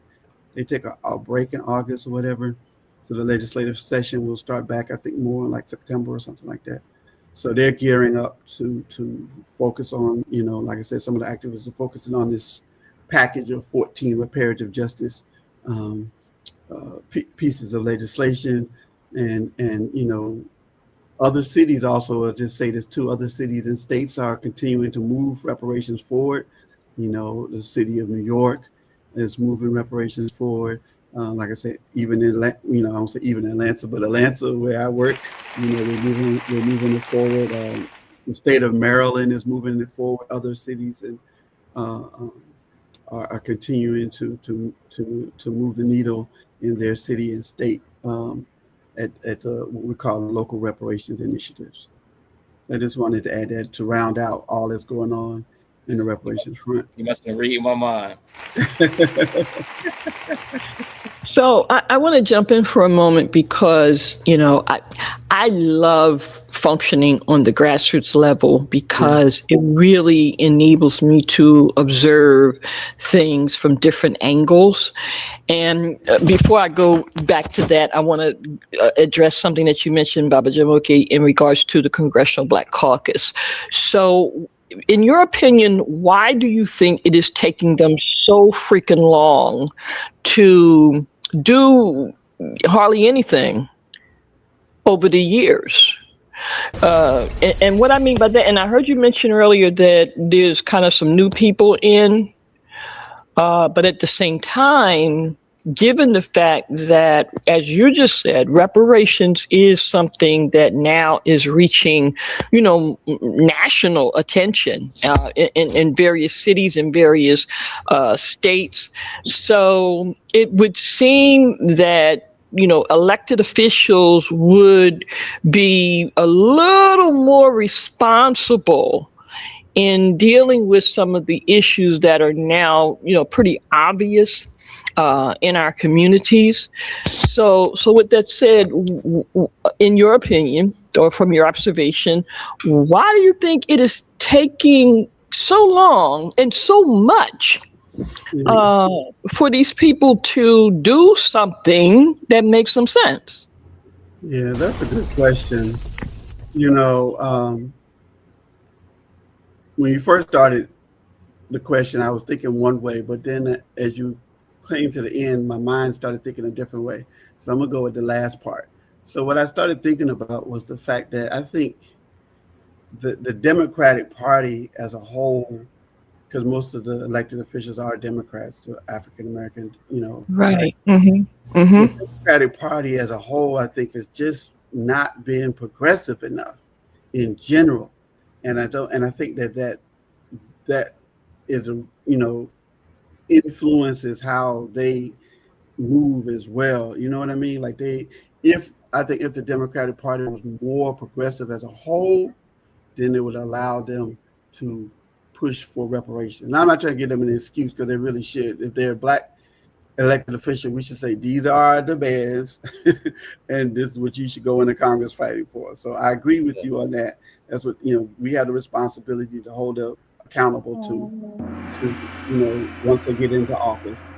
And so that's just what's coming to me right now. I think, and I think that hopefully that may be changing with Mamdani in New York, and showing that, and then the Democratic Socialists of America, winning those other seats, 7-8 seats in New York, I believe, at the state level and at the federal level, like some Congress people and things like that. And so maybe that's, and then there was a person that ran, I think, a close race in California.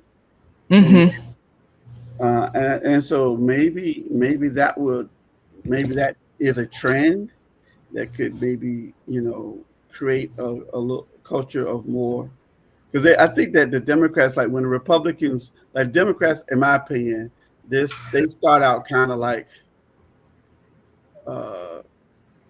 maybe a neutral, a little progressive leaning.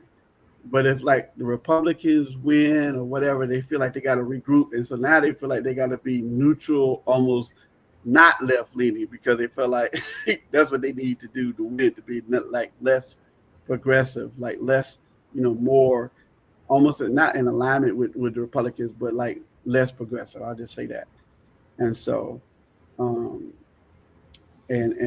I think that's the wrong position. I think they should be taking the position we need to be more progressive, because it's the extremism that oftentimes puts these Republicans in office, so Democrats could learn from that and be more extreme progressively, and see how that takes them.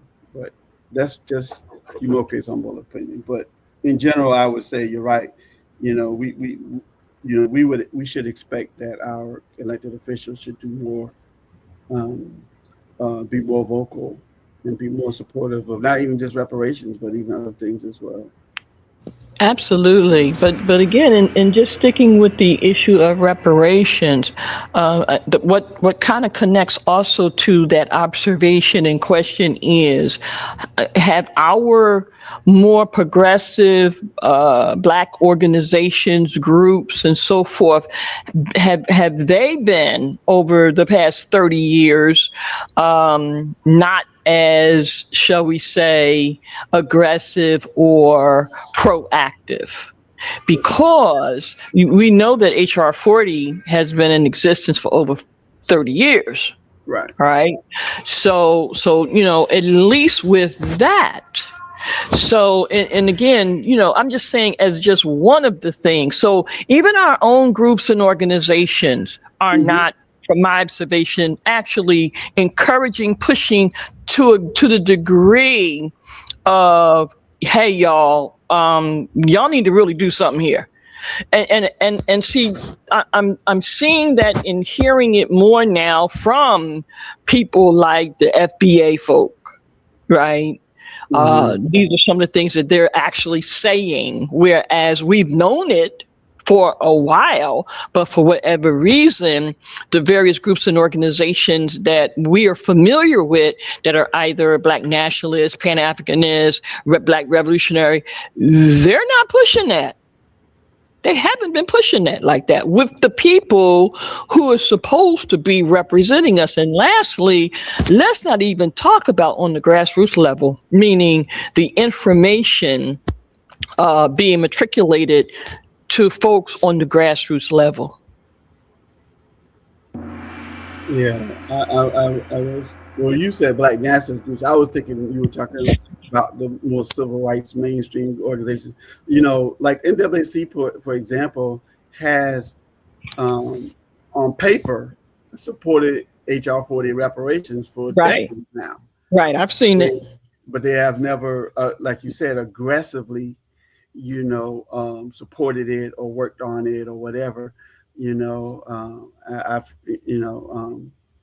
that's always, been a frustration to us in the reparations movement, because like I said, they ideologically say they align with it. They've said that, Right, sure.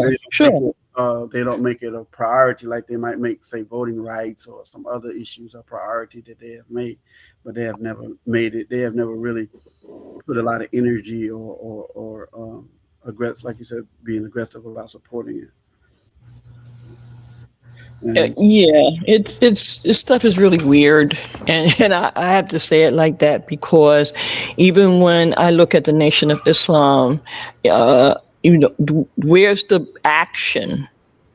Mm-hmm. You see, and so I'm saying all across the board. But anyway, I'm not going to belabor that. These are just some observations that really need to be addressed because I think people have been quiet too long, and as a result, it has stagnated possible growth and development. Like you said, there are things happening, but I think we have to be very careful in really, putting that out there like that. For example, I'm in Philly.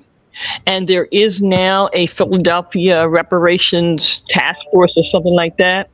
Mm-hmm. They have yet to do anything, not even issue a report. Wow. Not even, nothing, absolutely nothing. Mm-hmm. You see, and so, yes, there's a group. Yes, there's a recognized, whatever. But even when you reach out to contact them, you get no response. Mm-hmm. See, this is the kind of stuff that we have to begin to make it clear to people that's really going on in certain locations. Mm-hmm. And the pushback is that's going to be automatic. But there's also games that's being played. Mm-hmm. And we need to make sure that we're clear about that, because for Philly, that's definitely what's going on. It's a game. It sounds good. It positions people to put them in other political positions. Mm-hmm. Right. But in terms of getting things actually done, that's not visible. Yeah. Yeah. And I think also some of that, one of the things that we've observed with the local reparations and just in our movement in general, even goes back to the point that we were talking about earlier around the, so we could talk about like tribal conflict, but then we got to also talk about interpersonal conflicts and challenges and egos and all of that stuff, right? And so that's, when you put 10, I'll say whatever, you put 10 new Africans together on a committee with varying ideas, varying ages, varying expertise and stuff, you're going to have some conflict. Oh, sure. Yeah. And you're going to have some, and which often ends up being like almost like self-sabotage to the group. Yeah, well, for me, that I mean, all of that goes with the territory, and if you are an organizer or activist, 9 times out of 10, you kind of already know that some of that stuff is going to happen. You know, you're going to be infiltrated. You're going to, people kind of, most people that particularly have any experience with organizing, you kind of already know some of that's going to happen. But I think what needs to be pointed out, and then I'm gonna leave it at this, more so for me than ego and things like that, is classism. Mm-hmm. Right? That's what I'm seeing to be pervasive. Classism. Mm-hmm. The so-called professional or elite or whatever, in dealing with grassroots folk who just, regular folk, therein for me has been the problem, or from what I've been seeing. Mm-hmm. Yeah. So I'll leave it at that. Okay, family, listen. Anyone else have a question or comment? Because other than that, we're gonna think y'all know all this stuff already. Indeed. Any questions or comments? I want to open up the floor once again, based on the information that has been shared thus far. Any questions or comments? Somebody mentioned classism is a major issue in the chat. Yeah, we getting a lot of, and thank you all for chiming in from our YouTube live. Y'all have been very interactive this evening. I'm kind of surprised that the folks here in the yard are not very interactive this evening. Sister Shayla, did you have any additions this evening? I have a question.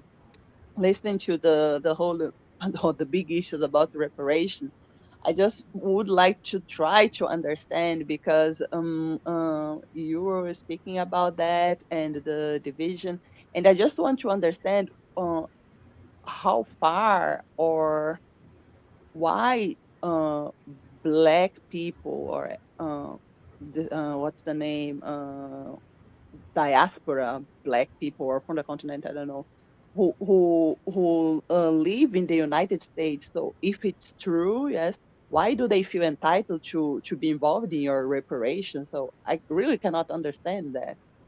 This is my question, comment, yes, because it's clear that if you are talking about reparations within the United States, it's for those who had their ancestors enslaved in the United States, right? The others who are from other diaspora, from the Caribbean island, or what they are doing also, they work to get the reparations from Africa. Being real, also, my opinion, even on the continent, so my position somehow. I think they don't deserve reparations at all. They should pay us reparations. But why do they feel entitled? These other groups who don't have their called lineage in the United States, why do they feel entitled to get reparations? Makes no sense. Yep, that's the question. So one of the things I think that, again, when we look at reparations, we have to look at it beyond just enslavement. And so I always say that reparations is for all of the atrocities and things that have happened to people of African descent living in the United States, and we're focusing on the United States for now, that have happened from the point that the first African was snatched up out of Africa all the way to this conversation we're having now. As Brother Jaleel said, slavery didn't end in the United States. It just was reinvented in 1865.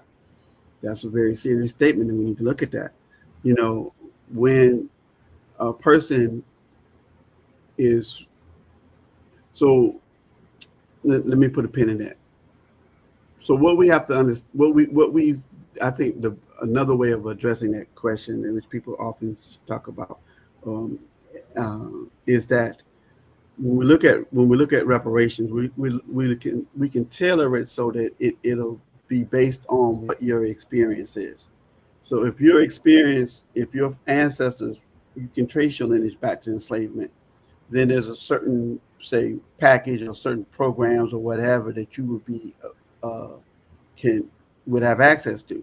But if say your parents just came from Africa, just came from Jamaica, and you're a child and they have children, then there's a different level of programs or package that would be available to them because they don't have the long history of being abused in this country.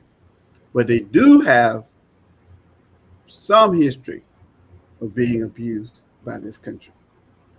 So I'll leave it with that, if that makes sense to you, if you want to follow up your question. So with that said, Baba, if I may just ask a further question based on your answer,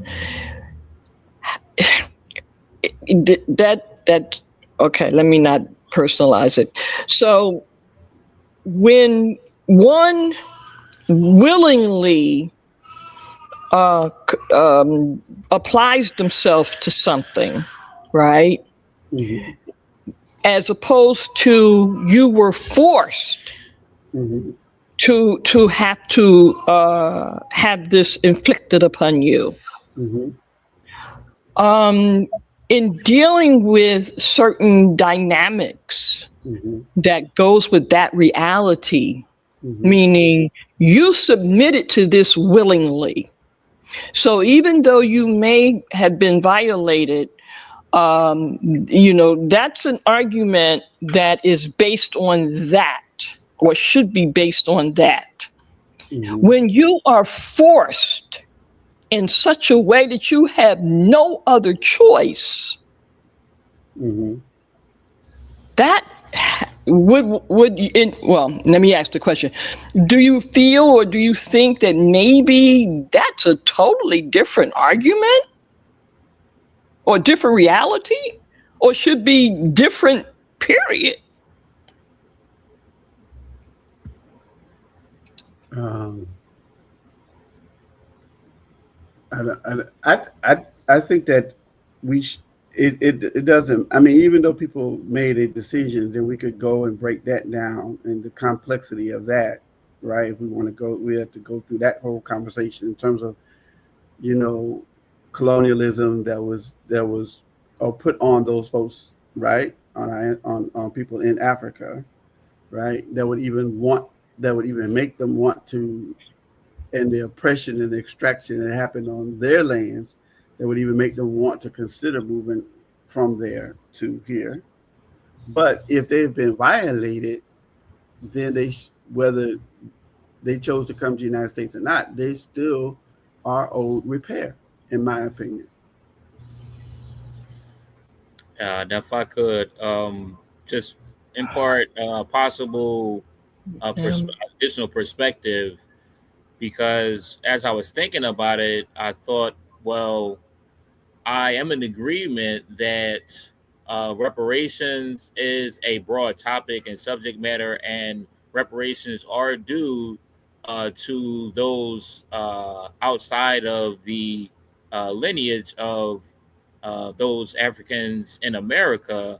I would also argue the fact that the reparations paid from the United States, or any reparations, however it is deemed, issued from the United States, should go to those individuals of that specific group or oppression or lineage. But there should also be, perhaps, some type of broader scope, whereas, the under the broad scope, we're all receiving reparations, but we're going, the United States will take care of their bag, Europe will take care of their bag, France, France, Portugal, so on and so forth. Those who have afflicted those people specifically will be the ones that that bill will be due to. You know what I'm saying? So have anything of that line been considered within the fuller spectrum of the reparations movement? Because it seems though that everyone underneath the African diaspora trying to get claims from one entity, it seems like that might be more problematic. I'm not really clear on what you're asking. My question again is those of the quote unquote freedmen lineage. My perspective is, should they not receive reparations specifically from the United States? Those in the Caribbean, if they were in opposed oppression or enslavement by England, should they not specifically be paid, or that portion or domination or however that's being allocated should not specifically come from England, come from Portugal, come from Right. France? Right. What Yeah. I'm saying? So Yeah. I guess the question is, I'm still trying to get clear on. So that is a given that those countries, Caribbean nations and African nations, are demanding reparations from their former colonial countries or former colonizers or what have you. Well, I think the question is, if someone moves from Jamaica to the United States, then we're saying some people would argue that they should not be eligible for reparations. That's what I think I'm hearing people saying. right. No, but I'm saying that the people who migrate here should still get their reparations from the place that they migrated From the place that they migrated from Right. the place that colonized them specifically. Yeah, that's my perspective. that is a perspective. Well, how do you feel? Has that been considered? Has that been put on the table? Because that seemed like that would cut a little bit, or I mean, it could. I don't know if it's going to totally solve the problem, but it seems like a logical enough perspective to be able to kind of ease some of the woes. Well, I mean, again, it could also complicate things, because if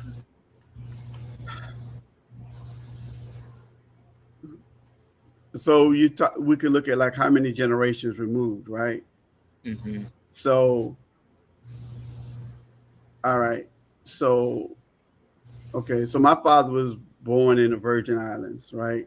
So he would get compensated from the Danish. Would I get compensated from the Danish? Would my children get compensated from the Danish? Would my children's children get compensated from the Danish? Because we live in the United States. My father moved to the United States when he was a child, right? So I would say yes. So I'm saying if you're a Jamaican living in Jamaica, that you would get it for England. But you're saying if you're a Jamaican living in the United States, then you would get it for England. But you've also been, like I said, you've also been violated by the United States. So I guess maybe they would get double reparations. Or maybe they would get a percentage, that would be allocated for those who, have X amount of years. But I would say ultimately, as far as the lineage goes, then that's really where the grievance lies. Most specifically, I think other areas can be worked out from that point, but I think that's a good starting point, or perhaps a possible alternative to be able to satiate some of the woes. So the other thing that could be possibly considered, and I think this is also what's happening, is we're using a word that does not always have to be used. For example, when we say reparations, even though it suggests repair, it tends to mean something of a certain type, generally, usually.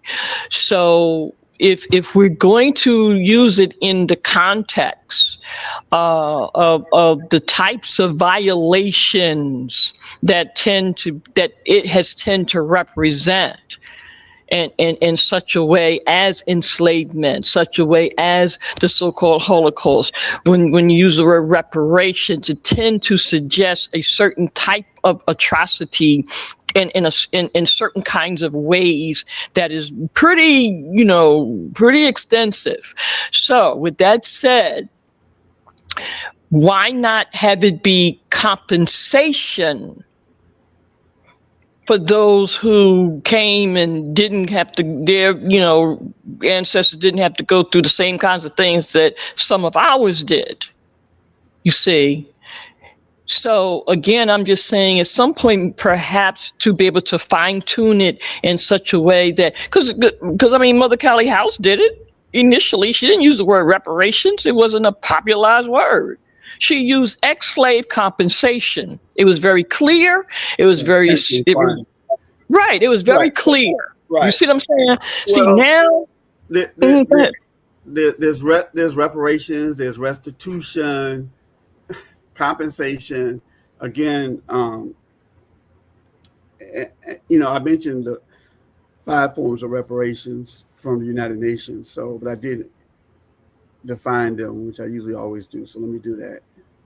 So one, and I'm not sure if I necessarily agree with you, Mama, around the that reparations is just associated with a egregious crime. I mean, that, something on the level of the Holocaust or enslavement or whatever. I mean, to me, we deserve reparations for miseducation in the schools. We deserve reparations for police racial profiling. We deserve reparations. Yes, but that's still connected to healthcare. Right, but that's still connected to the root. That's connected to the root of enslavement. Okay, it sounded like you were saying something earlier. Okay, Wait, let me do the 5 forms just for I can go on record with them. Okay, before you do, I just want to give one point of clarity, and it is the whole idea. This is why we use the word genocide, because the whole idea of reparations being placed into the so-called international arena. When that was first applied in that word, in that manner for reparations, it came out of that 1948 declaration, right? Mm-hmm. Okay.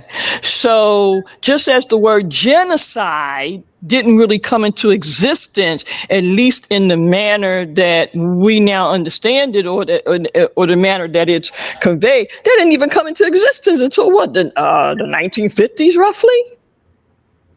You see, so I'm saying that,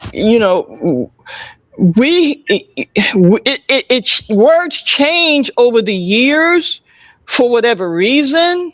But when it begins to become too ambiguous, then, we have to look and say, well, wait a minute, maybe some of this needs to be redefined, or maybe we need to create some kind of clarity. But I'm sorry, Barbara, go ahead and give the 5 points.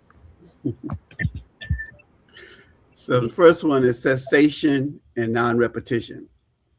That means the reparations have to be designed in such a way that the crimes, as I like to say, the crimes and harms that have been done to a people stop happening. Because right now, like I said, they're still happening and can't happen in the future. And I always tell people that's a big one to wrap your mind around. Then there is restitution. So restitution, according to what the United Nations defines, it looks at your legal standing and also so we could talk about citizenship, how we could talk about some of what I think Jaleel Muttaqin talked about, how, our citizenship, we didn't choose to be citizens of the United States. And that's a whole nother conversation. But also not only your citizenship and your legal standing, but also language, your culture, your traditions, all of that has been stripped away from us. It comes under restitution. Then there's rehabilitation, and rehabilitation deals with healing of the trauma. And we know that trauma is intergenerational, can be is passed down in our genes from one generation to the next. So there's some deep healing that has to be done in terms of rehabilitation, mental, psychological, emotional, compensation. Compensation, I'm not even going to elaborate on that. Everybody knows compensation is compensation, financial compensation. And then the last one is satisfaction.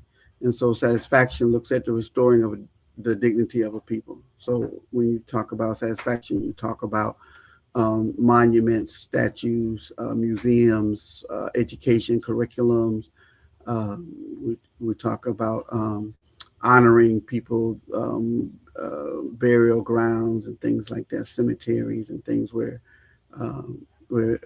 people have lost life. And so those are the 5 forms of reparations to me, which sets the foundation for what reparations should look like.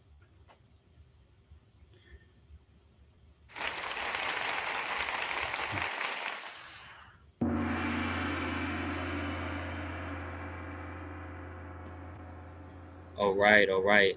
Thank you for Okay. that addition. Yeah, thank you. Mhm. Thank you for that. The only thing that I want to really respond to in those things are that it's like most other things that become codified or structured in a certain way. At some point in time, you find that many of these things often have to be amended. Mm-hmm. So if folk just accept things as they are, then they'll stay that way. However, and this is again another conversation we're going to have at another time, but certainly at this stage of the game, there has to be some discussion around, what things need to be modified or,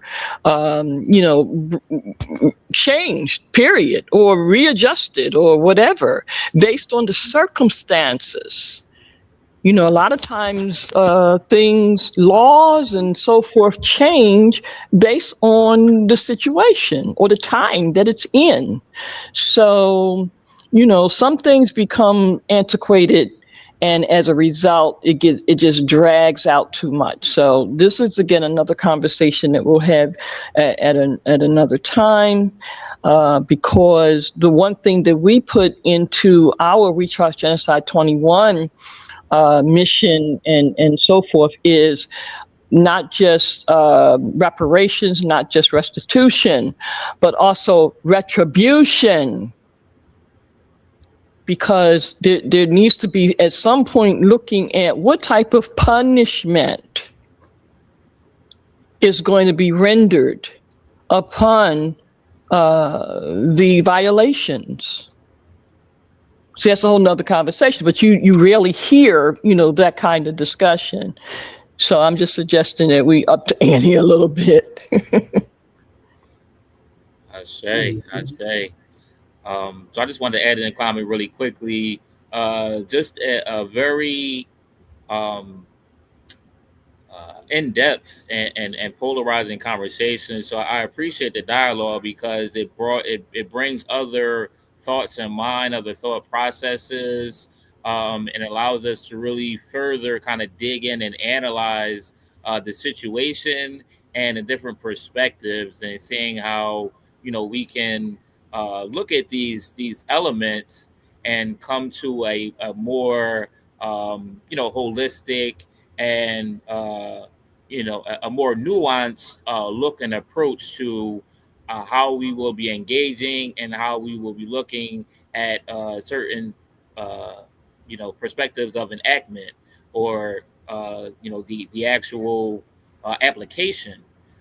Because I think a lot of the points that were raised were very good and valid points, and things that need to be looked at and really studied and addressed.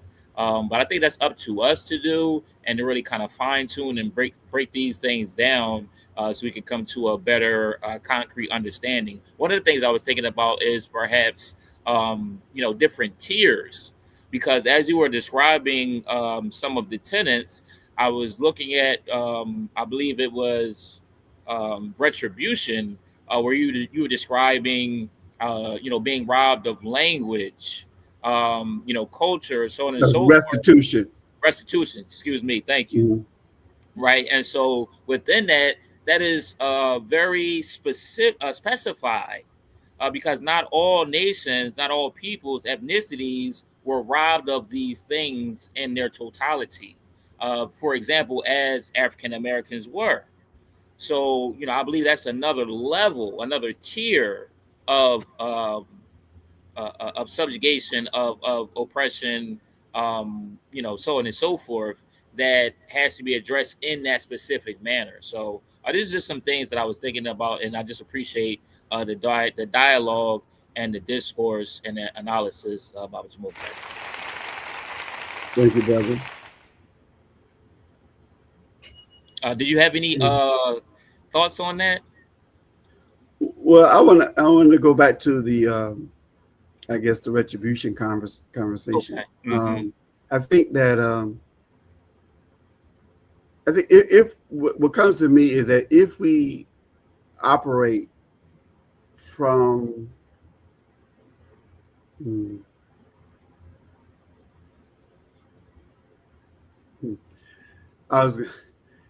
if we are operating from the I'm going to say Western perspective in terms of punishment, that's often how crimes are dealt with, right? If someone commits a crime, there is a punishment, and yet we know that in certain African cultures and traditions, we had a different way of dealing with somebody committing a crime, and that has been modernized and called, I won't say modernized, but embraced by certain cultures and called restorative justice. And so what happens is that, there's a process that people go through that helps to bring about healing in the community, as opposed to punishment. I could give some examples, but and so perhaps I hear the concern about adding a layer of accountability, I guess, which to me comes under the cessation. You can't do it no more, and it won't happen again in the future. However, that could also look like retribution from the Western perspective and punishment, or it could also look like restorative justice. So I'll just leave it there. So that's why, for me, it is important that we make some indication of that, as opposed to just leaving it up to others. And I'm not saying that what we say, meaning those who have been harmed, I'm not saying that, it will, stand, but I'm saying to at least implicate or to at least indicate that these are some of the suggestions in terms of retribution in the context of repair. For example, and this was probably going to be one that you might have mentioned or was going to mention. So we saw in Azania, Truth and Reconciliation. Mm-hmm. And we also saw how that worked. Mm-hmm. So seeing these things and seeing how it unfolds, seeing what the results actually becomes, it would make little to no sense to try to model or do some similar things when you already see the outcome. You see, so to not at least attempt to indicate that as a part of our repair, there needs to be, at least look at for the future, what would the kinds of punishment be? Right. Right. I mean, at least have that in the mix. I hear you. Right. I'm just, yeah. So, it's just like, with dealing with police and governmental terrorism. If there's no indication that there's going to be punishment, even though we know for the most part it won't be, but at least if they think that somebody's going to fight for the fact that these people need to be punished, then it continues in the same kind of manner. You see? So, I'm just saying as a deterrent possibility.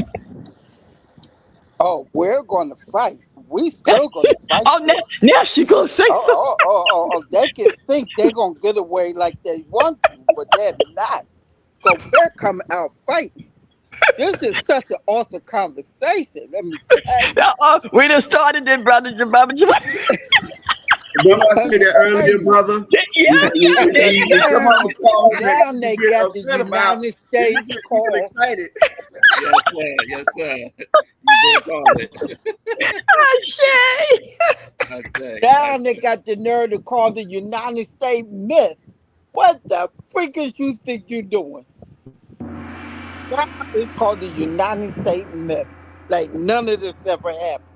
Like none of it ever happened. Okay, we got something for you. It's all right. We got something for you. We're gonna go around that too. Thanks for letting me share. Yes, man. Thank you for that addition, Sister Dot. Yeah, I think we should really have a conversation with the reparations movement around the idea of retribution and restorative justice.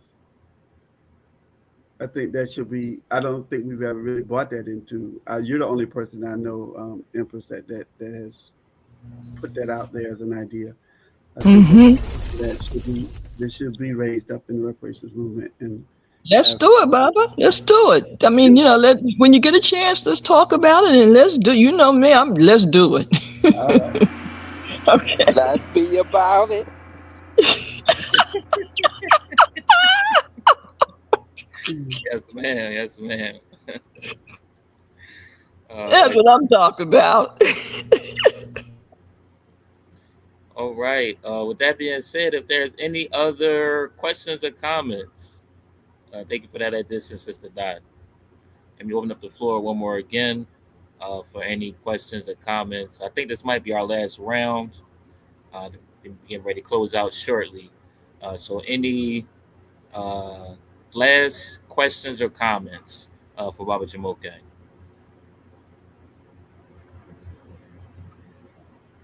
Okay. All right. That looks like that's it for the questions or comments. Let me turn it back over to Sister Empress. Well, I just want to thank our brother. I mean, this went in a different direction or another direction, but it was great. I appreciate you engaging, Baba.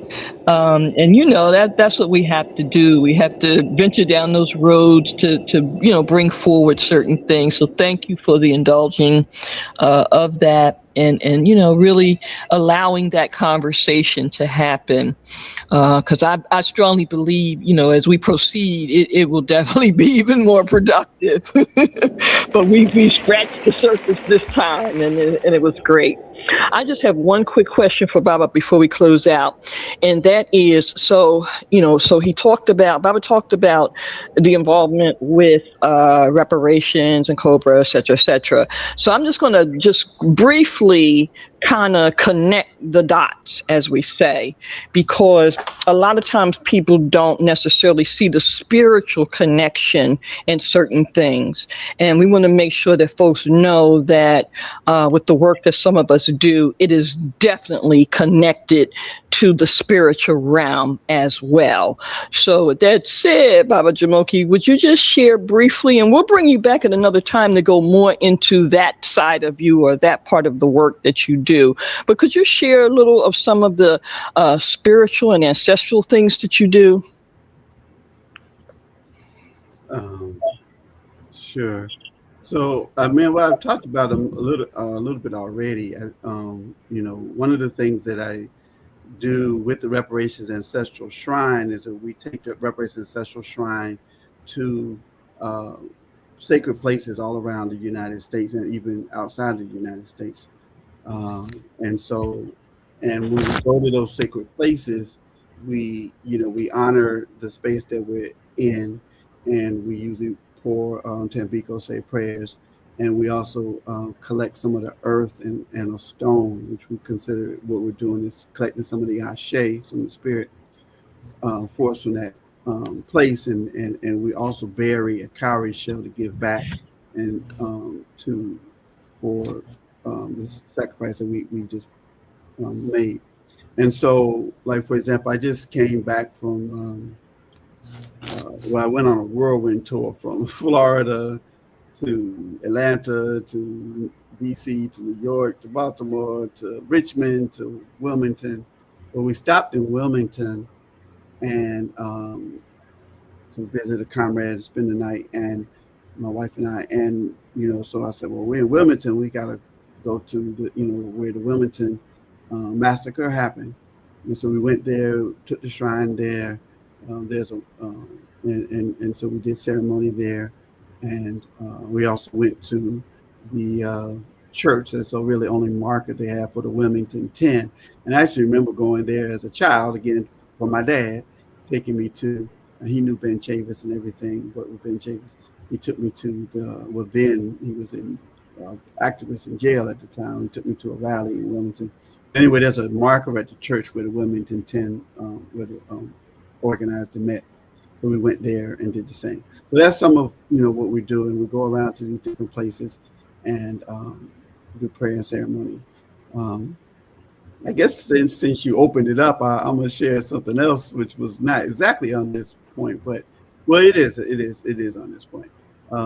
So briefly, in 1996, 30 years ago, Dr. Finch brought a healer from Senegal to the United States to do this particular healing ceremony that's only been done. It was used up until that point, only been done in Africa and Senegal.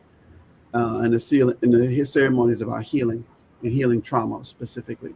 And so they brought this healer, and she had to bring an entourage with her, drummers and dancers and priests and priestesses that came with her, mostly women. And they also connected with Native American spiritualists, spirit people here in the United States, because they thought that was appropriate before they would do African ceremony here on this land. And so they did that. It was a 8-day ceremony. I attended, and several other people, and it was life-changing for me and everybody that I know that went. They talk about how it had a big impact on their life. And so we've been having conversations with Dr. Finch over the years about doing it again. And the name of the ceremony is called Kumbalamba. That's the name of the spirit of that we are honoring when we do the ceremony, Kumbalamba. And it was called Kumbalamba USA. So anyway, long story short, we started some conversations last year to bring it, and then Dr. Finch passed, and then I was like, well, we definitely got to do it now. So I'm working with a group of people that we're planning on doing Kumbalamba ceremony again. It was done at the Penn Center, and we're planning on doing it again at the Penn Center in August of 2027. So again, that's some of the spiritual work that I do. Like I said, the Reparations Sundays ceremonies, organizing, and just making sure that there is altars set up and libations that are done at the different reparations conferences and convenings. That's pretty much that's the main thing. All right, that's what I'm talking about. One final question I meant to ask Baba Jalil. Could you please give the meaning of your name? Ooh, that's fun because I have lots of names and titles. My wife always. Well, whichever one you like. And the reason why I meant to ask Baba Jalil because, and he even mentioned how, names are important and things of that nature. We need to share with our people, see, many of us that are in certain circles, we know what these names represent or mean, and so, but a lot of times, this is why I'm learning, some of these things are new to some of our people, and we're not, taking the time to help educate them. So any part of your name that you would like to share in terms of its meaning, we would appreciate it. Sure. So when I was a teenager, my mother took me to a Yoruba priestess, and the Yoruba priestess gave me the name Jumoke. Jumoke basically means, if you look it up in the name book, it'll say everyone loves this child. I actually spoke to a woman from Nigeria. She was breaking it down more literally. Basically, it basically means the community comes together to support this child, Jumoke. And she also gave me the name Ife Tayo. Ife Tayo, both of these are Yoruba names. Ife Tayo means love excels all, or their love brings joy, or there's nothing higher than love. And so Jumoke Ife Tayo. And so shortly after I got that name, I was a part of this African dance ensemble, and there was a brother who was part Yoruba and part Ghanaian. And he was like, "Oh, Jumoke is a girl's name, and you African Americans, you don't know what you're doing. You're giving yourselves girls' names and stuff." And so he said, "Well, what day of the week are you born?" And I said, "Oh." So I talked to my mom. I found out I was born on a Sunday. So in the Ghanaian tradition, you get a day of the week name. So Kwesi is Sunday born, male born on a Sunday. And then there's, week name day for each one, like Kwame Nkrumah. Kwame is Saturday born. Kofi is Friday born. So Kwesi is Sunday born. And then he said that because he saw my leadership, again, I was a teenager, he said because he saw my leadership abilities and talent, or he saw, me being interested in my African culture and heritage, he said that I would be a chief, or would one day be a chief. So he gave me the name Nana. People in Africa are big on titles. I always say that. But anyway, so he gave me the name. He said he as a king, he was a king. And he said, I can bestow on you the title Nana Kwesi. So Nana Kwesi Jumoke Fetayo. Then I have a whole lot more other names, but we'll stop there for today. And Nana means chief or leader or elder. Mm-hmm. Yeah. So a lot of people believe with Nana. All right. Thank you. All right, Brother Muma, back to you. All right. Excellent. So thank you once again, Baba Jumoke, for this excellent dialogue and, the analysis of our present day situation and some updates on the reparations movement from the stance of N'Cobra. So I just want to thank you again for joining us and for the continued excellent work that you've been conducting, on a holistic level, mentally, physically, as well as spiritually, and being able to bring all of those components together and representation, and showing the importance of these different dynamics and how they also work in tandem as well. So thanks once again for your additions and for your consistent work, Baba Jumoke. Thank you, brother. Thank you, Empress, for inviting me. Again, I wasn't expecting we were going to have this level of conversation, but I appreciate it. Whenever you call me, I respond. And, Yes, sir. And with that being said, if you can give final thoughts and closing remarks for this evening. Well, I think that I would just say that, the reparations movement is moving forward. We encourage everyone to get more involved, however degree you are involved. Let's get more involved. I'm a little bit familiar with some of the stuff that happened in Philadelphia, reparations situation, but that sounds like also a challenge, right? For people to get involved and to steer it on, get it back on track. So wherever you are, because I know there's probably people listening other than Philadelphia, but wherever you are, I encourage you to get more involved with the local reparations efforts in your city, as well as the national and international reparations movement that's going on. And again, just thank everybody for your time and for your work. And Empress always, lift you up again, like I said, for doing this consistently for so many years. I had a podcast and did it for a couple of years and stopped and started again and stopped. So I know it's difficult and to maintain this level of consistency over the years. And you've had, some phenomenal people. I was so excited. I got on. I like to, hear what's going on before I get on. Let me just get on a little bit early. And I was not expecting Jaleel Milton King. I was like, oh, shoot, I wish I got on real at the beginning. But anyway, again, just thank you all both for your work. And, especially, again, because I'm glad he mentioned political prisons at the end as well, because that's something that, N'Cobra's always lifted up as well. And, we always have said that that's a conversation that should be, closely tied with the reparations conversation as well. And so, and I know you've done a lot of work around that as well with Mumia and other people. Mm-hmm. Thank you for your works. Madasi Pa. All right, Debbie, let me bring it over to Sister Empress for final thoughts and closing remarks. Hey, listen, just another great new day. What can I say? I mean, Dr. Jamoki just said it all for as far as I'm concerned for this segment. And again, much appreciation. And family, listen, just want to remind you, tomorrow is our Ubuntu session, weekly session. We're getting ready to, again, go to New York. August the 23rd, we will be commemorating the International Day for the remembrance of slavery and its abolition. And so with that said, we will do a public, and Baba Jamoki, you are invited to join us. We'll do a public note of thanks and appreciation to the 123 countries. And of course, now proceed with where do we go from here? From the grassroots level up. How about that?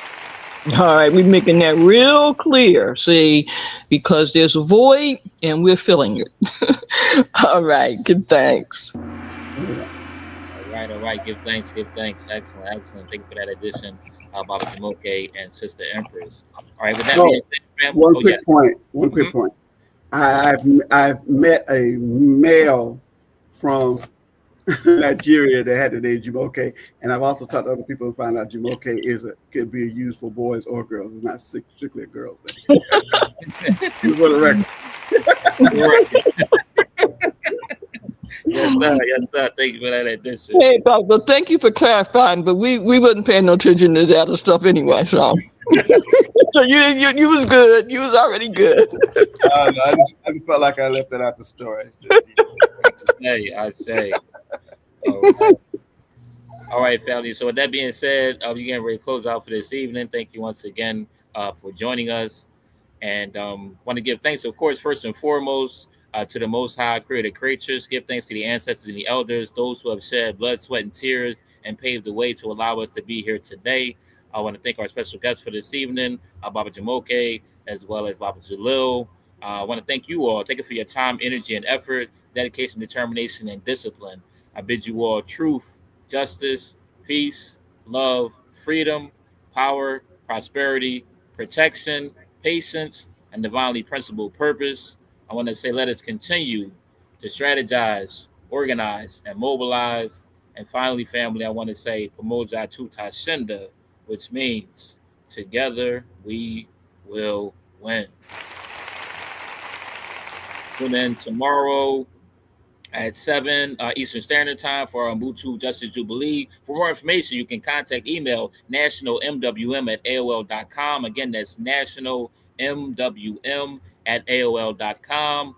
You can also email me at powerman2282@gmail.com. Again, that's powerman2282@gmail.com. You can also text 267-636-3802. That number again is 267-636-3802 for any additional information on any of these initiatives and the MWM Universal Movements. Let me come back to Baba Jamoke. I'm see if there's any information that you would like to leave for folks to follow up, get more information on N'COBRA or anything of that nature. Do you have any emails or any information, contact information? Sure. My direct information is reparationsj@gmail.com. Reparations, the letter J, @gmail.com. N'COBRA website is N'COBRA, NCOBRA, the number 1, N'COBRA1.org. All right. And also firstrepair.org. All right. Yes, sir. Much appreciated. Thank you once again for joining us this evening.